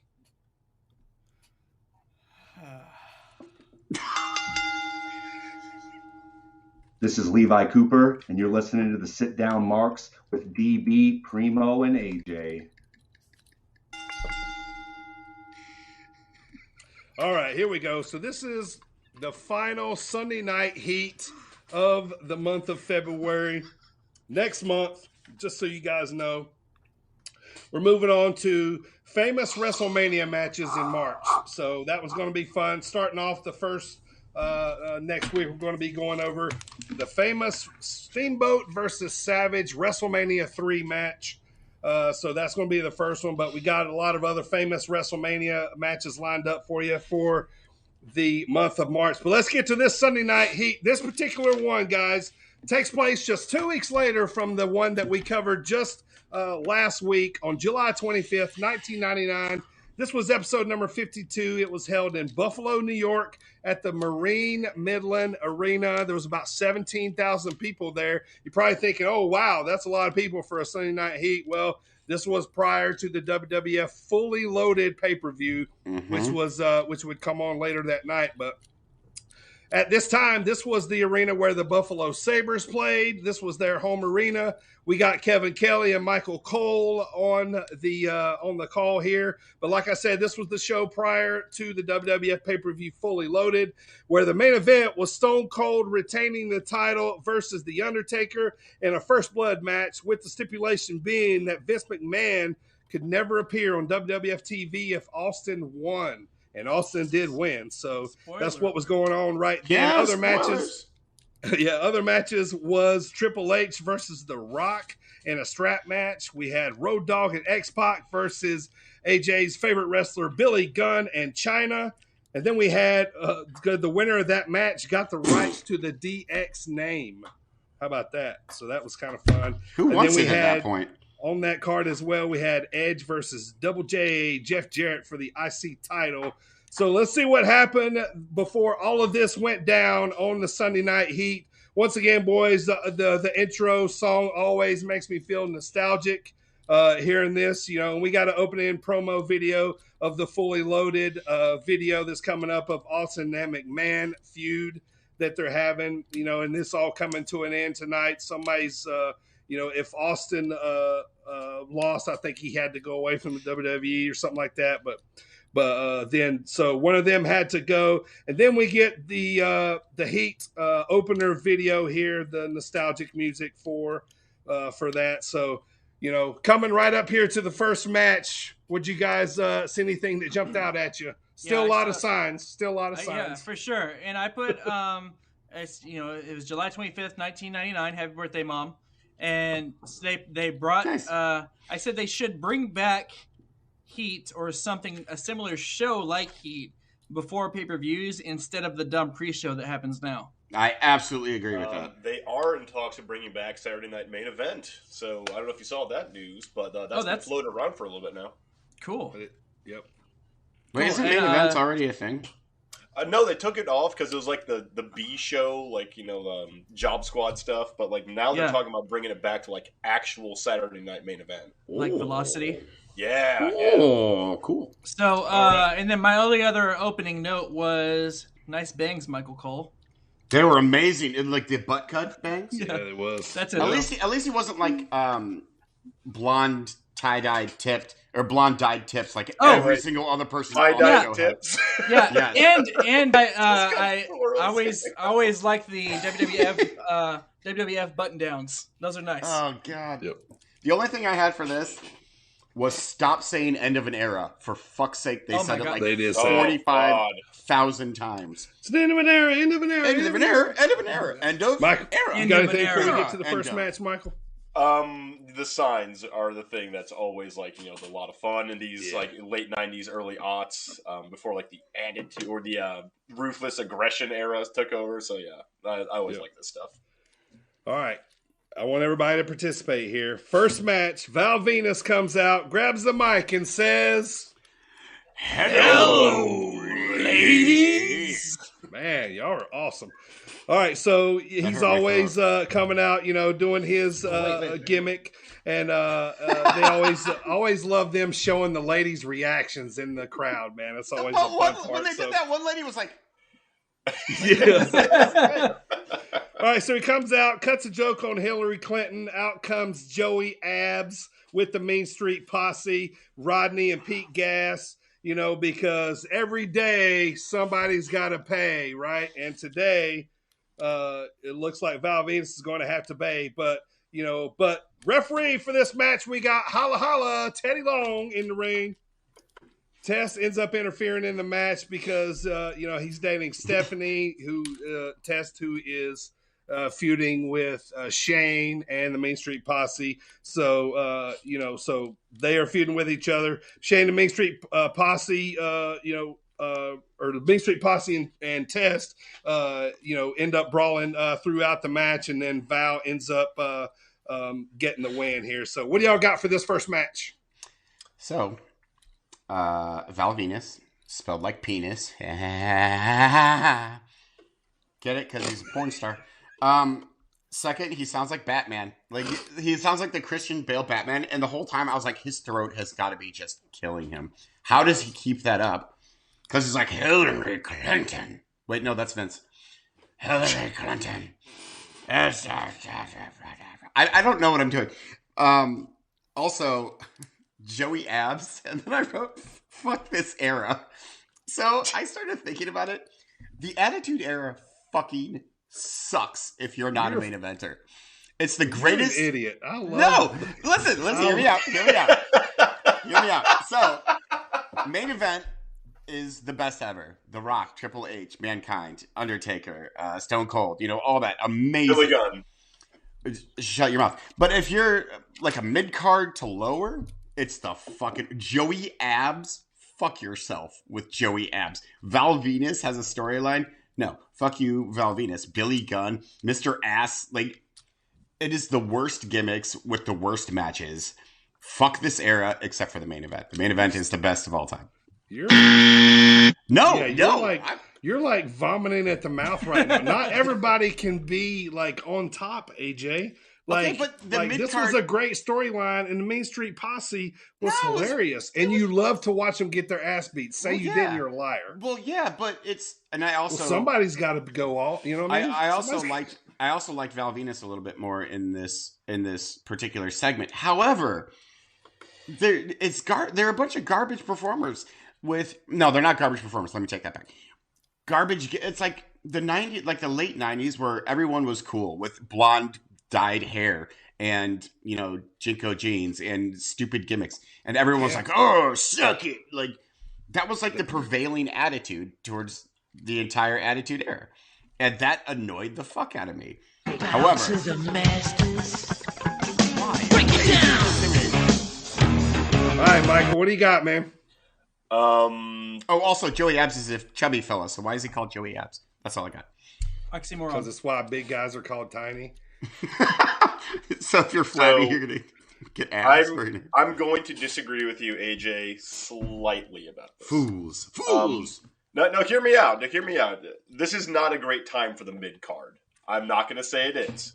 I will say it's leagues better than the new generation mid card we just got out of. All the job gimmicks, like the Dumpster Drozy and Repo Man. We just left that garbage. I'll take Joey Abs over Tatanka any day of the week. Right. Well, yeah, but I won't take Joey Abs over Repo Man any day of the week. Repo Man is money. Primo, what do you got? For the first match, I don't have anything specifically for the match, but there was the ravioli commercial. Oh my god! for the Rock did a ravioli. Yeah, that's after this. That's after this. Yeah. Okay, we'll talk about that then. Really quick, I do want to say that I loved Val Venus's where he would do an Irish whip, but then he would hold on and run with him and then knee him and then do it again. I love that move. I thought that was pretty sweet. Yeah, so right after this, we get a Rock Chef Boyardee commercial and a David Arquette Slam of the Week. 1-800 call AT&T showing Kane turning on the Undertaker. Road Dogg and X-Pac cut a promo on Billy Gunn and China, and then Flip Flop, China, and Billy Gunn cut a promo. Then Terry Runnels, looking like her and Meat just had sex. Oh, they did. Yeah, they come out. And then the coolest thing I think of maybe of this show, we see the countdown to the millennium, 362 hours, 39 minutes, and counting until, obviously, Jericho debuts on Raw. What do y'all got for that before we get to the next match? It said, damn, I'm glad that I'm not a jabroni. I bought my son ravioli over the weekend. And was he getting chefy with it? I saw that. I was like, oh my gosh. Thank goodness I'm not a jabroni. He had Chef Boyardee over the weekend. And then I just wrote down 1-800-CALLATT. And and somebody said, I don't remember what it was, but they said, that was so sweet it gave me diabetes. Yeah. That might have been Billy Gunn. That literally made me spit out my water. And the last thing I had was I calculated those hours and I said, "Damn, only 2 weeks until Chris Jericho debuts. I can't wait." Yeah. So I had getting chefy with it. I was losing my mind. I was laughing so hard. I also wrote down 1-800 call ATT. Fuck off Road Dogg and X-Pac, but he did say ducats and buckets. I was like, get the fuck out of here. And then Billy Gunn, one looks exactly the same. He also says that he does. It's amazing. He also says that the Job Squad name isn't taken, which I thought that was funny because later on there would be a Job Squad. And the fucking meat segment. That's John Stasiak, right? Yeah. Okay. That match made me laugh. We'll get to that in a second. I wrote down two things. Fuck DX. And these guys were old in the 90s doing this shit. Mm-hmm. See? I've brought this up before, and I will say it to the day I die. There is nothing cool about a grown man telling another grown man to suck it and crotch chopping. But he had cornrows as well, though. Like, that reeks of, single dad out on the town on the Monday night trying to pick up women. Like trying to be hip. Pops collar and hey, got my Dan Fogelberg record, baby. All right, next up, we got me and PMS, Terry and Jacqueline versus the Godfather with the Ho Train. Meat's coming out looking like he's tired from sex. He doesn't want to do the match. The Godfather jumps on him and wins pretty easily. Terry then grabs a pitcher of water and pours it down Meat's trunks, which looked like underwear, which I thought was kind of funny. And so that was kind of a little funny. This one screamed 90s too. Yeah. You know what I mean? So yeah. So go ahead. So first I want to get to the fan goobers really quick, where they kept interviewing the fans outside the arena before the pay-per-view started, and every single one was the definition of the 90s. It was amazing. Big baggy graphic tee. Yeah, baggy blonde tipped hair. It was a fantastic. There was so much tood. There's so much tood, man. The G versus E show I still need to check out. There's a nice little commercial for that. The Ho Train looked absolutely desperate. They looked like they were on the tail end of a 3-day bender. Meat was fucking hilarious. He was, because the whole match he was just right. Sean Stasiak. I wrote find this man some bananas. Get the potassium. I said, oh man, Shannon Elizabeth on G versus E up next on USA. Thank you. And then I said, 1999, when pimping wasn't easy, but it was apparently cool. Oh my god, how? See, this is why I fuck this era. It's so awful. So I have this Val Venus, porn star. Godfather is a pimp. Ho Train, obviously. Billy Gunn, Mr. Ass. Road Dog, who fucks people when he does his pump handle slam. He bums and them. then PMS. So 90s. We are firmly in the 90s. There's no such thing as sexual harassment or anything in the 90s. Oh yeah, I mean we'll get to that with the GTV thing. Oh yes, yes we will. All right, so next up, we got a video package of The Rock and Triple H's feud showing their history up to this point. And then we got the reason why we watched this one today. We got an interview where Triple H is sitting down with JR. He says that he's going to win the title by himself with no China, no DX, no Click, basically no help. He says that nobody in the wrestling eats, sleeps, and breathes this business more than him. He says everybody always tells him to be a student of the game. Well, I am the game, and at SummerSlam, I will be the champ. And another part that was kind of funny about this interview was a very serious interview, but there was a fly that kept landing in the middle of the interview. Yep. And it like it was like on JR's hat at one point, and it was just kind of swirling in their face, at one point. So that was a kind of funny in the middle of the interview, but a really cool promo. Would have been a better promo on a microphone, like in the middle of a ring or something like that. But still, basically they said this is where the Triple H game, era officially started here. What'd you guys think about this promo? I had to disagree with that last part that you said about the in-ring thing, because some of my most memorable things were with JR and like a hotel room, like intimate interview setting. So Okay. for instance, when he got burned by Kane, or this Triple H one, his interview with Mankind. So anyway, moving on. Mm-hmm. All I wrote was, I am the effing game. Great interview. I loved it. Yeah. I mean, it was solid. The one thing that cracked me up though, whenever he said something like, he was starting getting ramped up, and you could tell he said fuck, and JR was like, whoa, easy there. yeah, right. We're live, pal. So I have. Well, first of all, I was trying to look in the sign or in the audience all night for funny signs, and none of them were funny. They were all like Shelly 316, Susan 316, Nick 316. It's like stop it. The real. Also, I liked like what would have made this promo a better promo is if Triple H wasn't wearing jorts and a backwards poet hat. But no, he likes that hat. I fucking love this promo. This is the best because Triple H has always been a good talker, but this is the best he's ever sounded. Also, this there was an ad for a JVC Kaboom box, which you can buy for $55 to $300 on eBay right now. So that's yikes, pretty cool. Yeah, should have kept those. Michael, what you got for this? So for this one, I have just a quick note about Triple H, besides the fact that I think he is one of the most overrated wrestlers ever. I put down the Reign of Terror, not far off. Coming soon. Still about 5 years out. 3 years. Just like 3 years away. Oh, so I've heard somebody shit on the 90s era of wrestling. Somebody tell me that Triple H is overrated in the same night, and they're both brothers. Hey, I didn't say that Triple H What kind of world overrated. are we in here? Well, here's the thing about Triple H.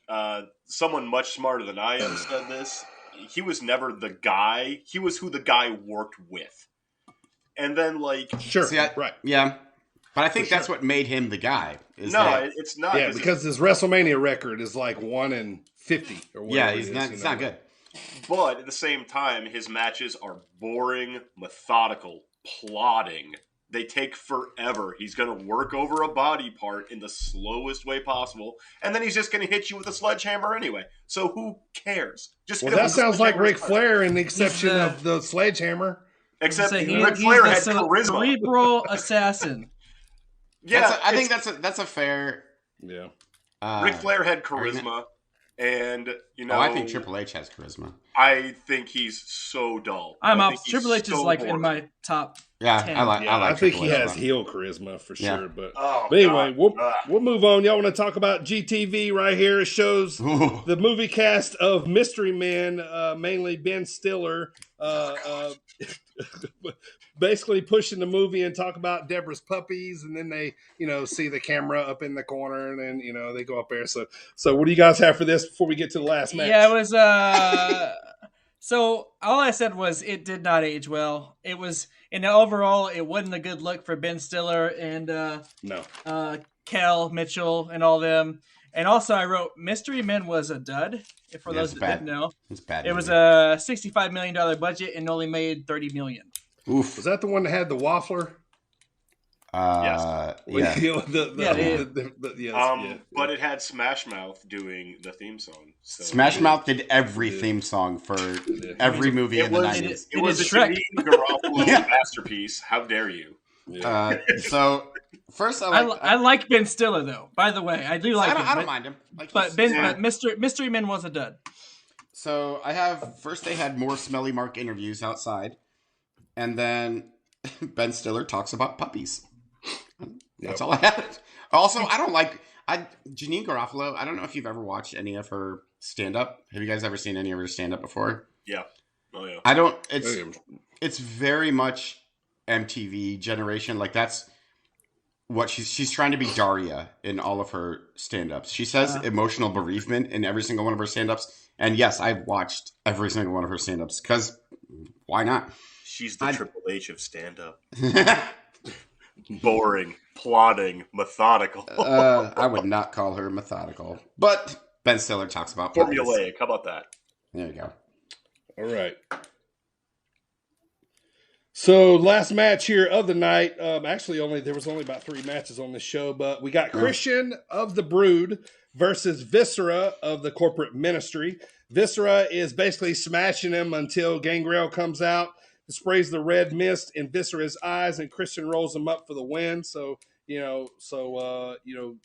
it's Brood versus kind of a little bit of the Corporate Ministry right there. So anyway, to close up the night, we got Stone Cold on the screen, getting ready for the pay-per-view. We got Michael Cole and Kevin Kelly really pumping out the pay-per-view. Then the last few minutes of Heat was previewing the fully loaded pay-per-view that was coming up, the main event feud of Taker and Austin.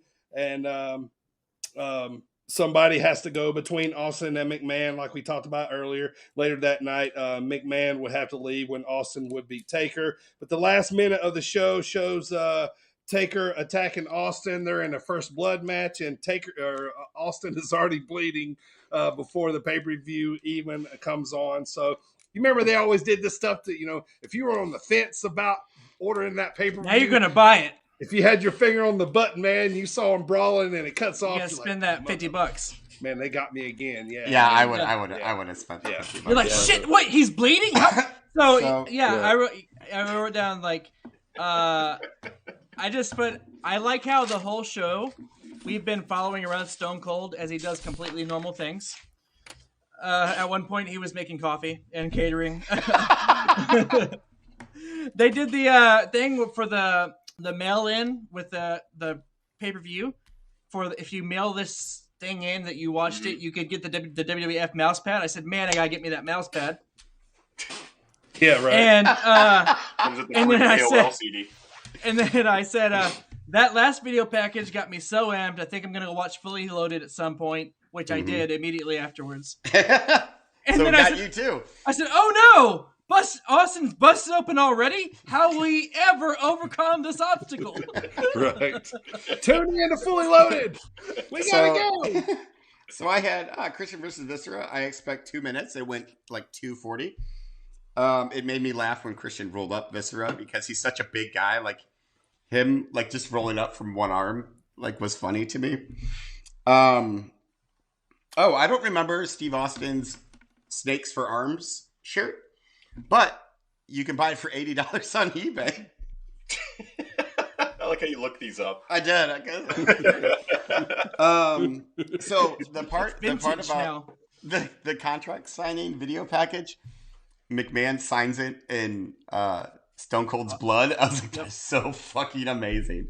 That is the coolest thing ever. I was wondering about that. I was like, because you could tell it was red. I was like, was it a red pen? Yeah, it was a red pen, but they said, I mean, he went over and like dipped it in Stone Cold's blood, and yeah. So that was awesome. And then after in the backstage area when Taker attacks, I completely forgot. Didn't mean to do this, but I put Taker attacks the McMen. Look on, because it's the McMahons. It's a proper name. You don't pluralize it. So I put the McMen, and then I the McMen. The McMen. Look on. All I have here is a question for you guys. Which do you prefer? Name 316 signs, or those signs that are just someone's giant head? Oh, easily. Which one do you prefer? The I like 316 signs. Yeah. What about those giant ones that are like, They're less abrasive and less. You can ignore them easier. Whereas someone's big doofy head, like. My favorite sign of all time is "This is Flair Country," no matter what state they're in. Like anybody that has that sign is always my favorite. And the woo when there's like 20 the woo. O's. Yeah, that's cool. I also like the "It's my birthday" signs, or like "Hi Mom, I'm on TV." Those are cool. Send money, that kind of stuff. So I like. All right, well, that's go ahead, AJ. I like the video game signs that are in AEW now, like the Final Fantasy VII signs, and like that. I like those a lot. Those are all over the place now. That's totally on my head. You gotta be a nerd, dude. Yeah, be a bigger nerd. It's happening right in front of my face, and I don't even know it. Well, they didn't have video games back in my day. You gotta put your bifocals on, man, and see what's happening in front of your face. Dirty only knows how to play jarts. He hates us. He doesn't know how to play video games. Point today. I gotta go pinch pennies. All right, so that was a Sunday Night Heat, boys, and that was the last one for the month, man. So that one's going to wrap it up, man. We'll probably come back to some more of these, at some point, But these were kind of cool, little interesting dive into the '90s of how hot wrestling was. Although AJ shits on it, and he's a half of it, just half. Of it. Just one. The unimportant bits I shit on. So, all right. So next month, like I said, we're going to be moving on to famous WrestleMania matches. So starting with Steamboat and Savage next week. So, all right, that's going to do it for the Dropkick discussion of the week. Sit down, Marks! All right. It's time to bring the game back, boys. It is Squared Circle Questions time. I need some gimmick music, Primo. I need some gimmick music. Yeah, there it is. All right, boys. Today's possible points. Legally different enough to not. Yes, it was. Today's possible points is going to be 6. You will need pen and paper for this. So I'm gonna tweak it here a little bit. So I've decided what I'm gonna do is I'm going to read all the facts out, and I'm going to let you guys just each answer individually on your pieces of paper. It's a little more easier that way, I think. So, but as you know, we always do wrestler, pay-per-view, and potpourri. And I got a new segment I'm putting in here. Final question is going to be called Mark's Math. Ooh. Okay? Yeah, I like it's going to math. be fun here today. All right, so I am calling out the questions as usual. Michael versus Primo versus AJ. We're going to start with wrestler here first. We're writing down all of our answers, right? Writing down all the answers. Yep, we'll read them off here. When I'm done, I'm going to read out. I don't have many for you here, but I think you guys will all get this one here, get you rolling. All right, you say that every time, and then we always botch it horribly. I do, but I think you're going to get this one. This is wrestler? I'm going to toss you a softball right here to start. Yep, so Gotcha. We got wrestler right here. All right, to start, here we go. Born October 22nd, 1970. He was best known in the WWE from 1997 to 2003. He was trained by Al Snow. He's a former Intercontinental Champion.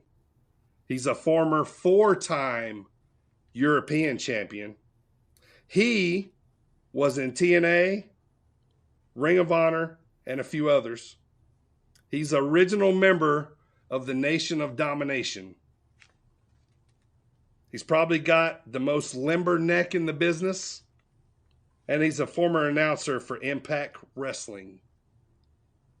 All right, that's it, boys. Give me your answers. Give you a couple seconds to write them down, and then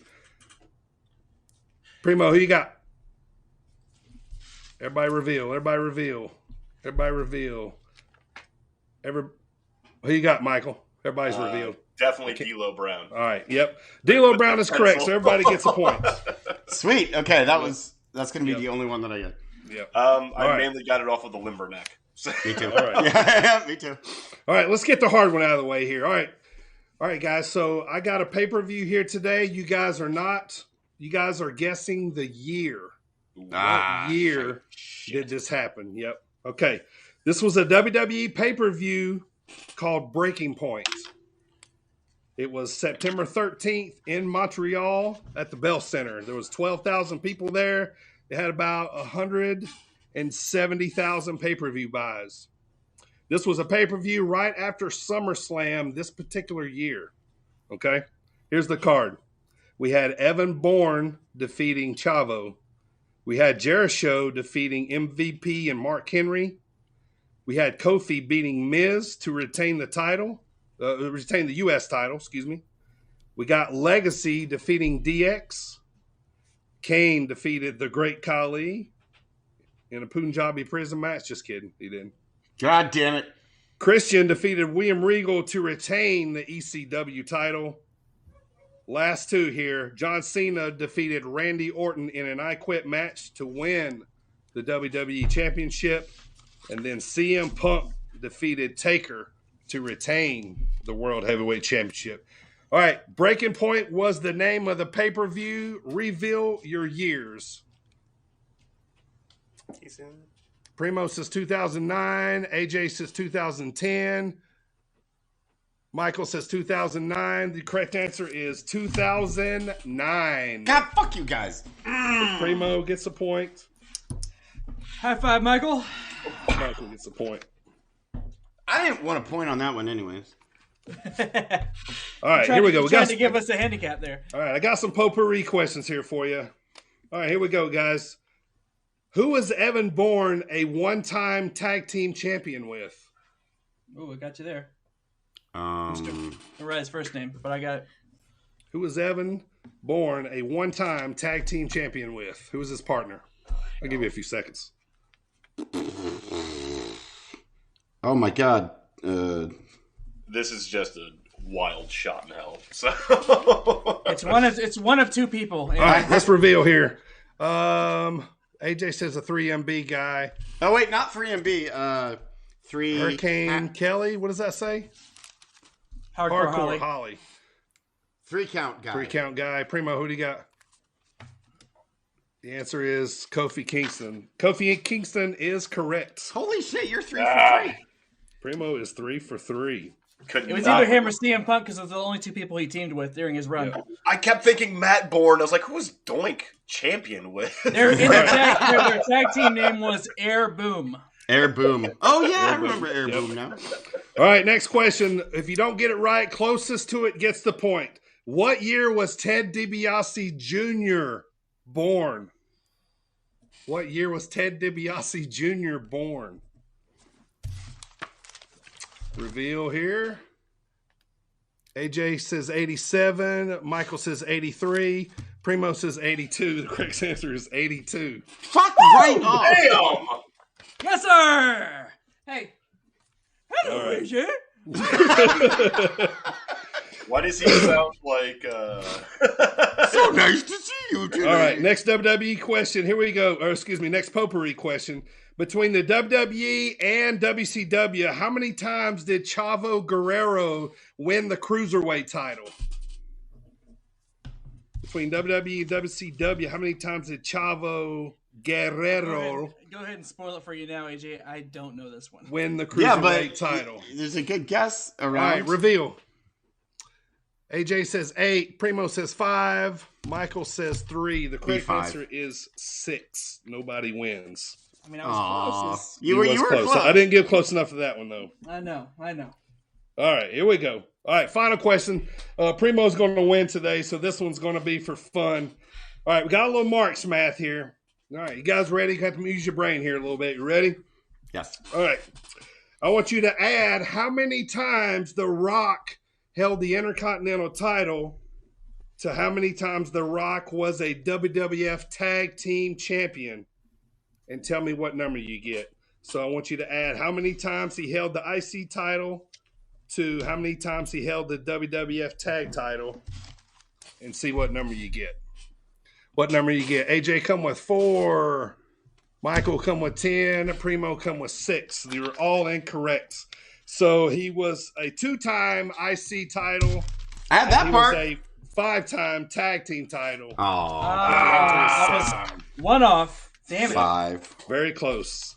Very Jesus, fun though, Primo. boys. Congrats, Primo, on your win, sir. Thank you. Another one. I got a dead last in that one. I made you get right one. too. Sure. I got 2 right. Yep. Good. Did you get any right, AJ? I got D-Lo, and that was fucking it. You're dealing with the real deal now. I got D-Lo was because of the neck thing.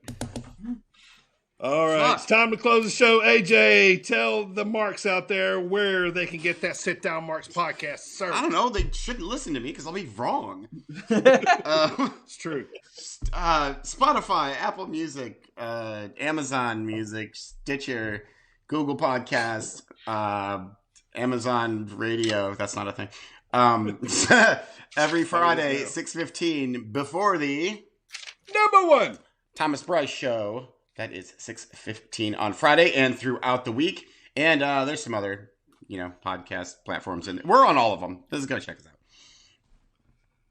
All right, let's get to these weekend picks, AJ. I'm about to make you really happy, sir, because you had a phenomenal weekend, my friend. Hell yeah. All right, so coming into the week, you were 31-36. Okay. Bad. Trending in the wrong direction.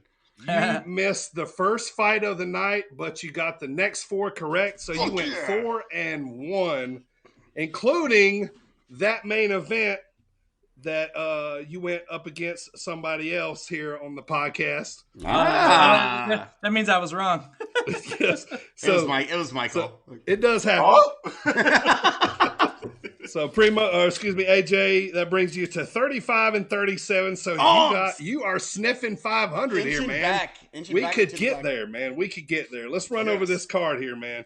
Okay. All right, so we got Petrosian versus Rodriguez. Petrosian. All right, Sakaran versus Alvarez. Sakaran. Well, now I'm going to go with Alvarez because I think Primo's trying to get in my brain. All right, here's your women's match. Kim versus Kochera. Kim. Serkinov versus Turman. Turmanov. All right. I combined them. Here. Did you see what I did there? Makshayev versus Green. Makshayev. All right, good choice there, man. Yes. They got catchweight in the main event. Yep, they do. All right, so Primo, coming into this week, you were 7-3. You picked Johnny Walker in the main event. He got knocked out. So yeah, he did. Yeah, it was like a crazy one too. It was a little wild, but his fights are always interesting, man. So that drops you to 7-4. Looking at this card, man, who you going with this weekend? Give the gamblers a chance to make some money here. Who you thinking? Honestly, I'm thinking that catchweight fight, we're gonna take Islam Makhachev. His 1 loss to Bobby Green's 12. We'll take those odds. Also, good fight. Good fight. You want to look out for there is that lightweight fight between Arman Sarukian and versus Joel Alvarez. There, they have a very almost identical record, so that's a good one. Who did I take in that one? Alvarez. You took Alvarez. Yeah. Hell yeah. All right, so we'll tune in next week and see how they do. Primo, give us a preview of next week, dude. Well, coming close, Marks. Good old Primo. Primo's going to give you a preview of next week. So we kick off a huge month of the Sit Down Marks podcast with a preview of AEW Revolution. AJ and DB head to a few local shows at Zawa and St. Louis Anarchy. Also, we begin our month of reviewing famous WrestleMania matches in our Dropkick Discussion of the week. And next week, we review Steamboat versus Savage from Mania 3. And finally, Promo School returns with none other than Ric Flair. And if that wasn't enough, we interview our buddy, our pal, our friend, Gage Bright, ring announcer and cameraman for Zawa Live Wrestling. Very nice there. All right, so, a lot of rumors going around, Cody, is probably definitely going back to the WWE. So when Michael comes on now, I always like to give him a segment, to see, kind of what, he's thinking on certain areas and aspects of wrestling, what's going on at the time. So this week I told Michael, I say, hey, man, Cody is, looking like he might sign with the WWE. Let's just say Michael is the booker for the WWE. What would he do and how would he book Cody in the WWE making a return? So, Michael, take the floor here, man. Well, I'm glad you asked me such a question there, Dirty. And, Marks, why don't you go ahead and take a stroll with me on this one? So, this is going to be made with 3 assumptions before he debuts. Assumption 1, Reigns retains and unifies the belts. Assumption 2, Knoxville somehow gets the IC championship. Assumption 3, Cody already has made some kind of return match at WrestleMania. Those are my 3 assumptions going into this.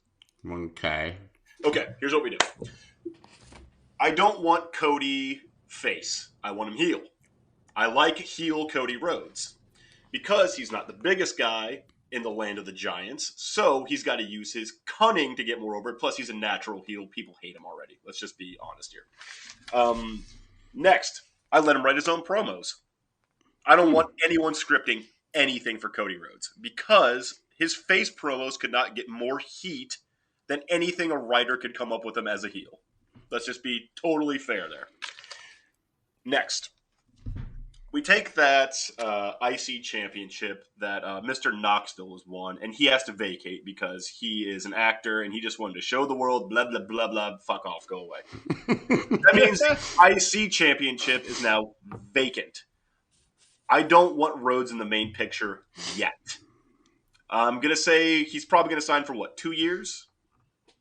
Fair, 2-3 years? Yeah. You're the booker, you tell us. Yeah. If I'm signing him, I'm going to get him for 2-3 years. Okay, here's what I do. I say, okay, IC championship means garbage right now. We need someone to bring it back. We need it to have prestige. And who better than the son of the dream, baby? That would be nice. That's a good Cody point. Rhodes. Cody Rhodes, baby. Yes, sir, baby. Coming off on your faces. So here's what we do. We have an IC championship tournament that culminates at SummerSlam. Now, the reason we're doing this for the IC Championship is because Reigns, I want him working with Lashley, McIntyre, Rollins, and we'll say whoever the hell else I feel like going in there. He can work programs because Lesnar's going to get his automatic rematch match after Mania, so whatever. He's going to be busy with the main picture, whatever. We'll get to Cody in a second. Cody goes in with 15 other guys into this tournament. Here's how I make the stipulation for the IC Championship work. 1, we put over that if you're the champion, you get paid more money. That seems like a logical thing, right? 2, I think so. You have to defend the title at least once a month. 3, and here's where I change the IC rules a bit. I make a new rule, and I'm going to take the opportunity of Cody coming in to change how the IC title works. If you are the IC champion, at any point, you can surrender your belt and go for the big boy belt. You have to surrender the belt, though, which means you better make damn sure you're ready to take that on. So it kind of comes with a little bit of a cash-in, I guess, a little? Except it has to be a planned-out match. So it's not like a Money in the Bank where it just happens. It's I'm going to turn it in, and then the match starts with the champion handing over the belt, and ding, ding, ding, let's go, because no more of this dual championship bullshit. Gotcha. Okay. Here's how my tournament works. We put everyone in there, and the main people that need to be in there right now are Cody, Cesaro, and Damian Priest. The other 12 slots we can deal with. What's up? Well, yes. Cesaro. The Cesaro. Here's why. Okay, carry on. Why these 3 have to be in there. Damian Priest is going to lose to Cesaro, and his belt will be on the line in the tournament. Cesaro picks up the U.S. Championship. Cesaro and Cody are the last two at SummerSlam. It is IC belt up for grabs. It's going to be unified with that U.S. belt. If Cody wins, he gets both. I'm sick of this 2 mid-card belt shit. They both mean nothing because there's too many belts. So we're unifying Universal and WWE Championship. We're going to unify the IC and the U.S. belt. What does it go to? The IC belt or the United States belt? IC belt. It goes to the IC States. So we have Cody wins with the IC belt. Again, he's going to work heel. Cesaro's going to work face on this. Cesaro gets his rematch. Cody heals him out of it again. The story for the next year I'm going to do is Cody just keeps flaunting how much money he's making, how much power he has with his IC championship. No one can beat him. The only way he can lose that belt is if he cashes it in to go after the big strap. Which eventually it gets into his head, he should go for it, but he deserves the big strap, right? So he cashes in at WrestleMania next year. He calls the shot because it doesn't look like Rock's going to be doing Mania because he's got the XFL stuff going on.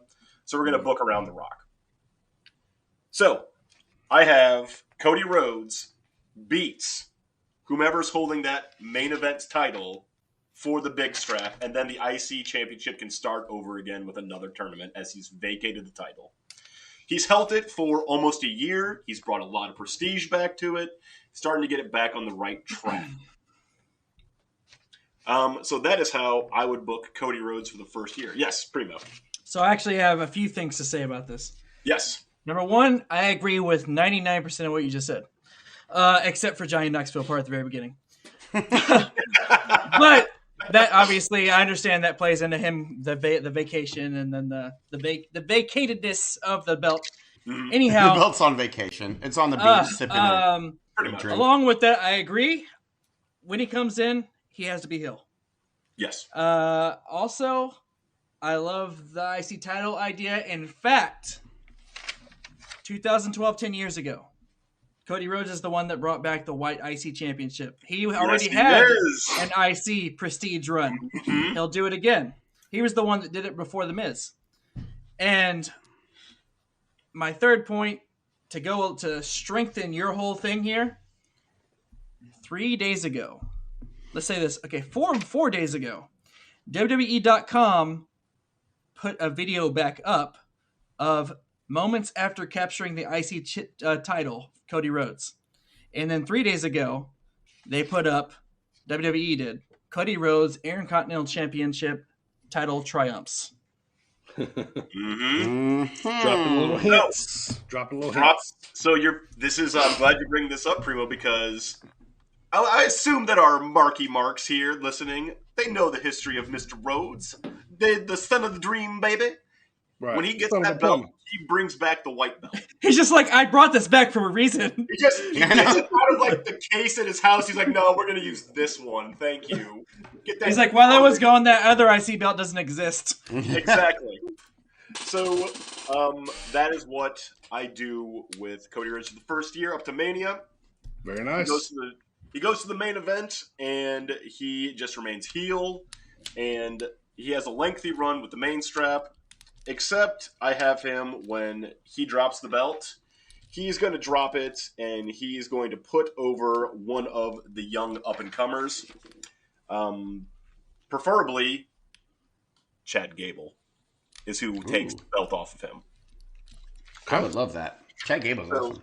That gives you a year to build up Gable as a main event threat. You know, he's just an incredible athlete, and his style would mesh so well with Cody Rhodes.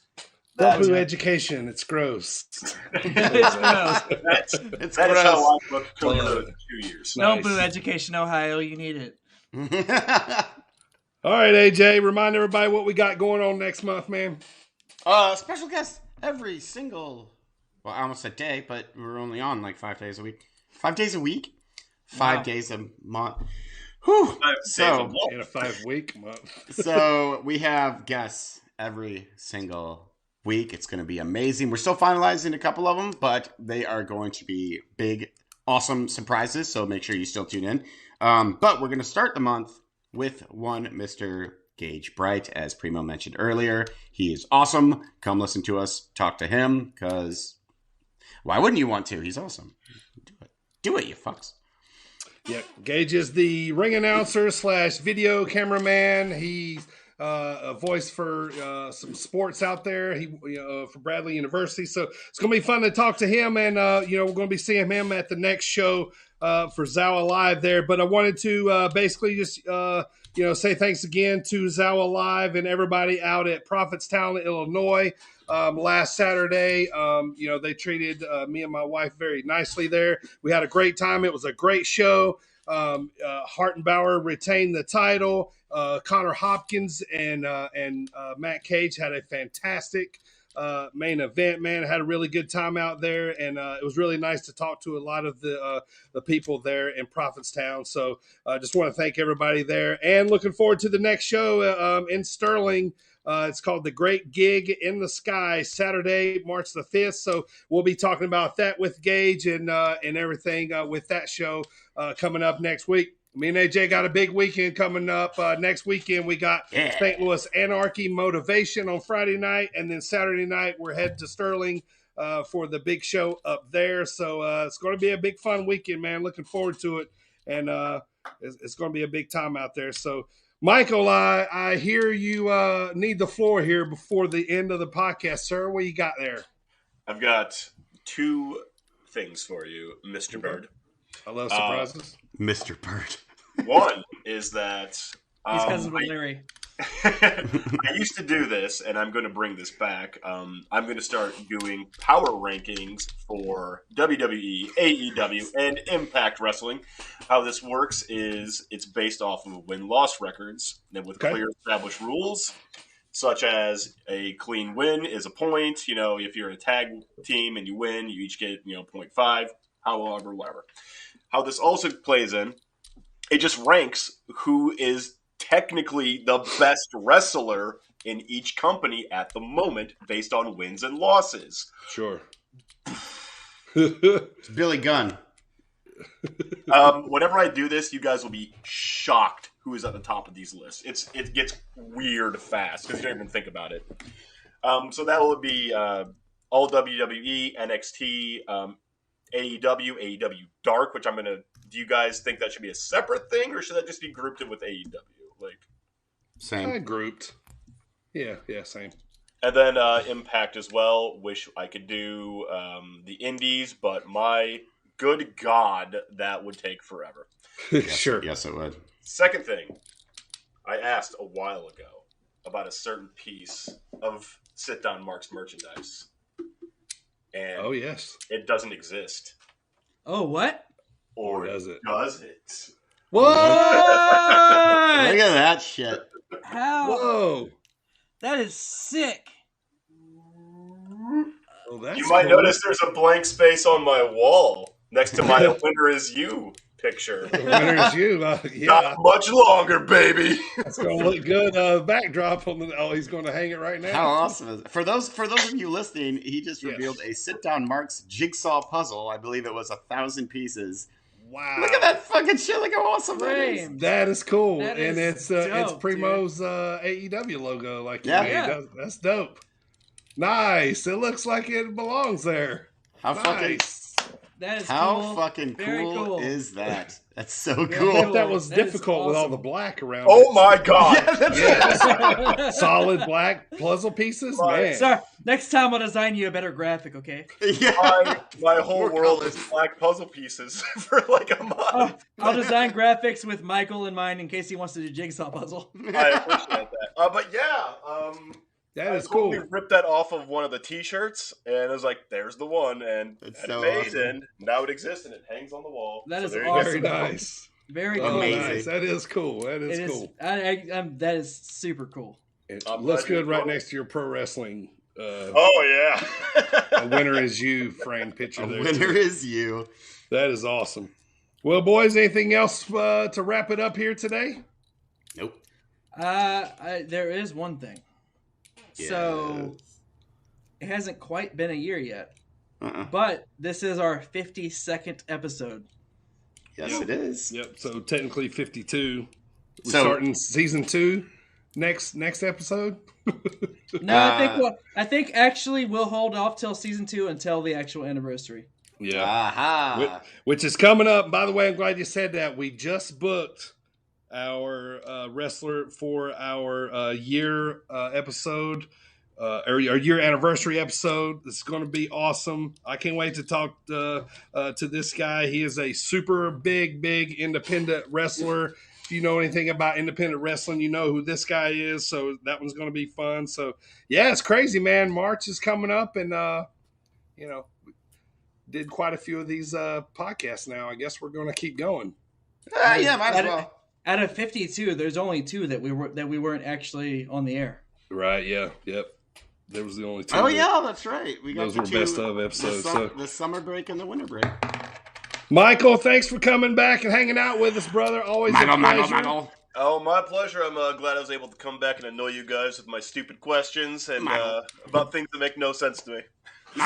Yeah, Michael's going to be good questions, though. He'll be back in March, and Michael will also be back right after Post-Mania. So Michael's going to be showing his lovely mug and voice on the pod here a little more going forward. So you know what? I'm getting excited, man. AEW Revolution is on the way right around the corner. You know, AEWs, they don't have the pay-per-views quite as often. So when they do have them, they feel a little more prestigious. You know what I mean? A little more important, perhaps? Yeah. It's going to be a good show. That is going to be a real good show. Yeah, I'm definitely looking forward to it. So, Michael, thanks again, brother. We'll see you next time, next month, man. Appreciate you being on the pod today. My co-host, as usual, Primo and AJ. Thank you, Adios. sir, for your contributions here today. So, all right, next week, month of March. So we're going to get those WrestleMania matches rolling in a Dropkick Discussion. So go watch that Savage and Mania match from WrestleMania 3. We've all seen it, but go and refresh your memory here because we're going to be talking about that next week. So AJ, take us home, brother. So like the guy on my T-shirt says. Well, he's not saying it on the T-shirt. But grab them cakes. Grab them cakes.